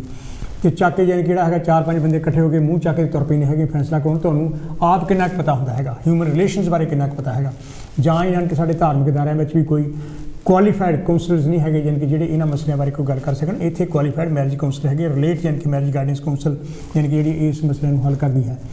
ਦੂਸਰੀ ਯਾਨੀ ਕਿ ਗੱਲ ਇਹ ਹੈਗੀ ਲਈ ਬੱਚਿਆਂ ਦੀ ਗੱਲ ਤਹੱਲਮ ਨਾਲ ਸੁਣਨੀ ਚਾਹੀਦੀ ਆ। ਉਹ ਸਾਡੇ ਨਾਲ ਘੱਟ ਪੜ੍ਹੇ ਲਿਖੇ ਨਹੀਂ ਹੈ, ਨਾ ਹੀ ਉਹਨਾਂ ਨੂੰ ਸਾਡੇ ਨਾਲ ਘੱਟ ਸਮਝ ਹੈਗੀ ਆ। ਉਹ ਉਹਨਾਂ ਦੀ ਜ਼ਿੰਦਗੀ ਹੈ। ਜਿਹੜਾ ਯਾਨੀ ਕਿ ਅਸੀਂ ਆਪਣੇ ਤੇ ਲਾਇਆ ਜੀ, ਸਾਡੇ ਬਾਬਾ ਦਾਦੀ ਦੇ, ਸਾਡੇ ਉੱਥੇ ਮਾਹੌਲ ਜੁਦਾ ਸੀਗਾ। ਇਹ ਕੰਟਰੀ ਟੋਟਲੀ ਡਿਫਰੈਂਟ ਹੈਗਾ। ਇੱਥੇ ਵੈਲਫੇਅਰ ਸਟੇਟ ਹੈ, ਇੱਥੇ ਉਹਨਾਂ ਨੂੰ ਲਾਅ ਦਾ ਵੀ ਪਤਾ ਹੈਗਾ, ਇੱਥੇ ਗੌਰਮੈਂਟਾਂ ਵੀ ਯਾਨੀ ਕਿ ਹੈਲਪ ਕਰਦੀਆਂ ਹੈਗੀਆਂ। ਸੋ ਇਸ ਕਰਕੇ ਜਿਹੜਾ ਇੱਥੇ ਦਾ ਮਾਹੌਲ ਹੈਗਾ ਉਹ ਟੋਟਲੀ ਡਿਫਰੈਂਟ ਹੈਗਾ। ਸਾਨੂੰ ਜਿਸ ਤਰ੍ਹਾਂ ਭੈਣ ਜੀ ਚਰਨਜੀਤ ਭੈਣ ਜੀ ਕਹਿ ਗਏ ਹੈਗੇ, ਚਰਨਕੌਰ ਹੋਣੀ, ਇਹ ਸਾਨੂੰ ਯਾਨੀ ਕਿਹੜਾ ਹੈਗਾ ਆ ਆਪਣੇ ਬੱਚਿਆਂ ਦੀ ਪੂਰੀ ਸਪੋਰਟ ਕਰਨੀ ਚਾਹੀਦੀ ਹੈ। ਉਹਨਾਂ ਦੀ ਗੱਲ ਸੁਣਨੀ ਚਾਹੀਦੀ ਹੈਗੀ ਆ। ਉਹਨਾਂ ਨੂੰ ਯਾਨੀ ਕਿ ਜੇ ਕਿਤੇ ਡਿਫੀਕਲਟੀ ਕੋਈ ਆਉਂਦੀ ਹੋਵੇ, ਉਹਨਾਂ ਦੀ ਗੱਲ ਸੁਣ ਕੇ ਇੰਟਰਫੀਰੈਂਸ ਨਹੀਂ ਕਰਨਾ ਚਾਹੀਦਾ ਹੈਗਾ। ਐਂਡ ਉਹਨਾਂ ਨੂੰ ਰਾਈਟ ਸਲਾਹ ਦੇ ਕੇ ਤਾਂ ਯਾਨੀ ਕਿਹੜਾ ਹੈਗਾ ਮਸਲਾ ਹੱਲ ਹੋ ਸਕਦਾ ਹੈਗਾ। ਜੇ ਅਸੀਂ ਇੰਟਰਫੀਰੈਂਸ ਕਰਾਂਗੇ ਅਨਨੈਸੈਸਰਲੀ, ਤਾਂ ਮੇਰਾ ਖਿਆਲ ਸਾਡਾ ਮਸਲਾ ਕਿਸੇ ਪਾਸੇ ਵੀ ਹੱਲ ਨਹੀਂ ਹੋਊਗਾ। ਡਾਕਟਰ ਤੁਹਾਡਾ ਬਹੁਤ ਧੰਨਵਾਦ। ਮੈਂ ਸਾਰੇ ਕਾਲਰਾਂ ਦਾ ਵੀ ਧੰਨਵਾਦ ਕਰਦਾ। ਸਾਰਿਆਂ ਨੇ ਜਿਹੜੇ 10-12 ਕਾਲਰ ਆਏ ਆ, ਸਾਰਿਆਂ ਨੇ ਆਪਣੇ ਵਿਊ ਦੱਸੇ ਆ। ਇੱਕ ਗੱਲ ਇਹ ਹੈਗੀ ਆ ਕਿ ਜਿਹੜਾ ਇਸ਼ੂ ਆ, ਅਸੀਂ ਕਿਤਾਬੀ ਵਿੱਦਿਆ ਸਾਰੇ ਸਕੂਲਾਂ 'ਚ ਪੜ੍ਹਦੇ ਹਾਂ, ਲੇਕਿਨ ਜਿਹੜੀ ਸਮਾਜਿਕ ਵਿੱਦਿਆ ਹੈਗੀ ਆ, ਉਹਨੂੰ ਵੀ ਸਾਨੂੰ ਸਮਝਣਾ ਚਾਹੀਦਾ। ਸਹੀ ਤੇ ਗਲਤ ਦਾ ਜਿਹੜਾ ਨਿਰਣਾ ਕਰਨਾ, ਇਹਨੂੰ ਐਜੂਕੇਸ਼ਨ ਕਹਿੰਦੇ ਆ। ਔਰ ਅਸੀਂ ਬਾਰ-ਬਾਰ ਇਹ ਗੱਲ ਕਹਿੰਦੇ ਹਾਂ ਕਿ ਜਿਹੜੀਆਂ ਸਾਡੀਆਂ ਸੰਸਥਾਵਾਂ ਬਹੁਤ ਵੱਡੇ ਬੈਨਰ ਲੈ ਕੇ ਲਾ ਕੇ ਹੈਗੀਆਂ ਕਹਾਉਂਦੀਆਂ ਆਪਣਾ ਸਾਡਾ ਨਾਮ ਵੱਡਾ ਆ, ਉਹਨਾਂ ਦੀ ਡਿਊਟੀ ਬਣਦੀ ਆ ਕਿ ਉਹ ਸਮਾਜ ਨੂੰ ਅਪ ਟੂ ਡੇਟ ਕਰਨ। ਜਿਹੜੀਆਂ ਸਾਡੀਆਂ ਰੀਤਾਂ ਰਿਵਾਜ ਆ, ਜਿਹੜੀਆਂ ਗੱਲਾਂ ਅਸੀਂ ਇਸ ਸੁਸਾਇਟੀ ਵਿੱਚ ਭੁਗਤਾ ਨਹੀਂ ਸਕਦੇ, ਜਿਹੜੀਆਂ ਉਹ ਰੈਲੀਵੈਂਟ ਨਹੀਂ ਹੈਗੀਆਂ, ਉਹਨਾਂ ਨੂੰ ਕੰਡਮ ਕਰਨ ਦਾ ਵੀ ਜੁਮਾ ਉਹਨਾਂ ਦਾ। ਔਰ ਨਵੀਂ ਜਿਹੜੀਆਂ ਆਦਤਾਂ ਪਾਉਣੀਆਂ, ਨਵੇਂ ਰਸਮ ਰਿਵਾਜ ਜਿਹੜੇ ਇੱਥੇ ਦੇ ਹੈਗੇ ਆ, ਉਹਨਾਂ ਨੂੰ ਅਡੋਪਟ ਕਰਨਾ, ਉਹਨਾਂ ਨੂੰ ਸਵੀਕਾਰ ਕਰਨਾ, ਉਹਦੇ ਬਾਰੇ ਵੀ ਜਾਣਕਾਰੀ ਬਹੁਤ ਜ਼ਰੂਰੀ ਹੋਣੀ ਹੈ। ਬਹੁਤ ਸਾਰੀਆਂ ਗੱਲਾਂ ਹੈਗੀਆਂ ਕਰਨ ਵਾਲੀਆਂ, ਲੇਕਿਨ ਇਹ ਮਸਲਾ ਇੰਨਾ ਗੰਭੀਰ ਸੀਗਾ, ਮੈਨੂੰ ਉਹ ਡਾਕਟਰ ਸਾਹਿਬ ਨੂੰ ਵੀ ਪੂਰਾ ਟਾਈਮ ਨਹੀਂ ਮਿਲਿਆ ਇਹਨੂੰ ਇਹ 'ਤੇ ਗੱਲ ਕਰਨ ਲਈ। ਇਹਨੂੰ ਮੈਂ ਕਿਤੇ ਫੇਰ ਦੁਬਾਰਾ ਲੈ ਕੇ ਆਵਾਂ। ਮਤਲਬ ਦੂਜੀ ਗੱਲ ਕਿ ਅਸੀਂ ਨਾ ਆਮ ਤੌਰ 'ਤੇ ਲਕੀਰ 'ਤੇ ਫੀਰ ਹੋ ਜਾਂਦੇ ਆ। ਆਪਾਂ ਜਿਹੜੇ ਮੁੰਡੇ ਵਾਲੇ ਆ ਉਹ ਹਮੇਸ਼ਾ ਭੰਗੜਾ ਪਾਉਂਦੇ ਵਿਆਹਾਂ ਨੂੰ, ਕੁੜੀ ਵਾਲੇ ਰੋਂਦੇ ਆ। ਕਿਉਂ? ਉਹਦਾ ਕਾਰਨ ਆ ਕਿਉਂਕਿ ਮੁੰਡੇ ਵਾਲਿਆਂ ਦੇ ਘਰ ਇੱਕ ਨਵਾਂ ਮੈਂਬਰ ਜਾਣਾ, ਉਹਨਾਂ ਦੇ ਘਰ 'ਚ ਵਾਧਾ ਹੋਣਾ, ਉਹਦਾ ਕਾਰਨ ਇਹ ਆ। ਤੇ ਜਿਸ ਕੋਲੋਂ ਲੜਕੀ ਨੇ ਜਾਣਾ, ਇੱਕ ਤਾਂ ਮਾਂ ਬਾਪ ਦਾ, ਫਿਰ ਦੂਸਰੀ ਗੱਲ ਹੈ ਕਿ ਉਹਨਾਂ ਦੇ ਘਰ ਵਿੱਚ ਇੱਕ ਜੀ ਦਾ ਘਾਟਾ ਪੈ ਜਾਣਾ। ਇਹੀ ਇੱਕ ਨੈਗੇਟਿਵ ਪੋਜ਼ੀਟਿਵ ਗੱਲਾਂ ਹੈ ਕਿ ਸਾਨੂੰ ਹਰ ਗੱਲ ਪਿੱਛੇ ਲੌਜੀਕਲ ਤੌਰ 'ਤੇ ਸੋਚਣਾ ਚਾਹੀਦਾ, ਤਾਂ ਹੀ ਅਸੀਂ ਕਿਸੇ ਪਾਸੇ ਲੱਗਾਂਗੇ, ਨਹੀਂ ਤਾਂ ਆਪਣਾ ਇਹ ਕੰਮ ਖਰਾਬ ਹੁੰਦਾ ਰਹਿਣਾ। ਤੇ ਅਸੀਂ ਦੋਨੇ ਵੀਰ ਬਣਾਂਗੇ ਅਗਲੇ ਹਫ਼ਤੇ। ਆਪਣਾ ਰੱਖੋ ਖਿਆਲ। ਕਾਂਸ਼ੀ ਟੀਵੀ ਵੱਲੋਂ, ਸਾਂਝਾ ਚੈਨਲ ਪੂਰੀ ਟੀਮ ਵੱਲੋਂ ਬਹੁਤ ਬਹੁਤ ਧੰਨਵਾਦ। ਜੈ ਭੀਮ, ਨੋ ਬੁੱਧਾ, ਜੈ Gurdev. Thank you very much.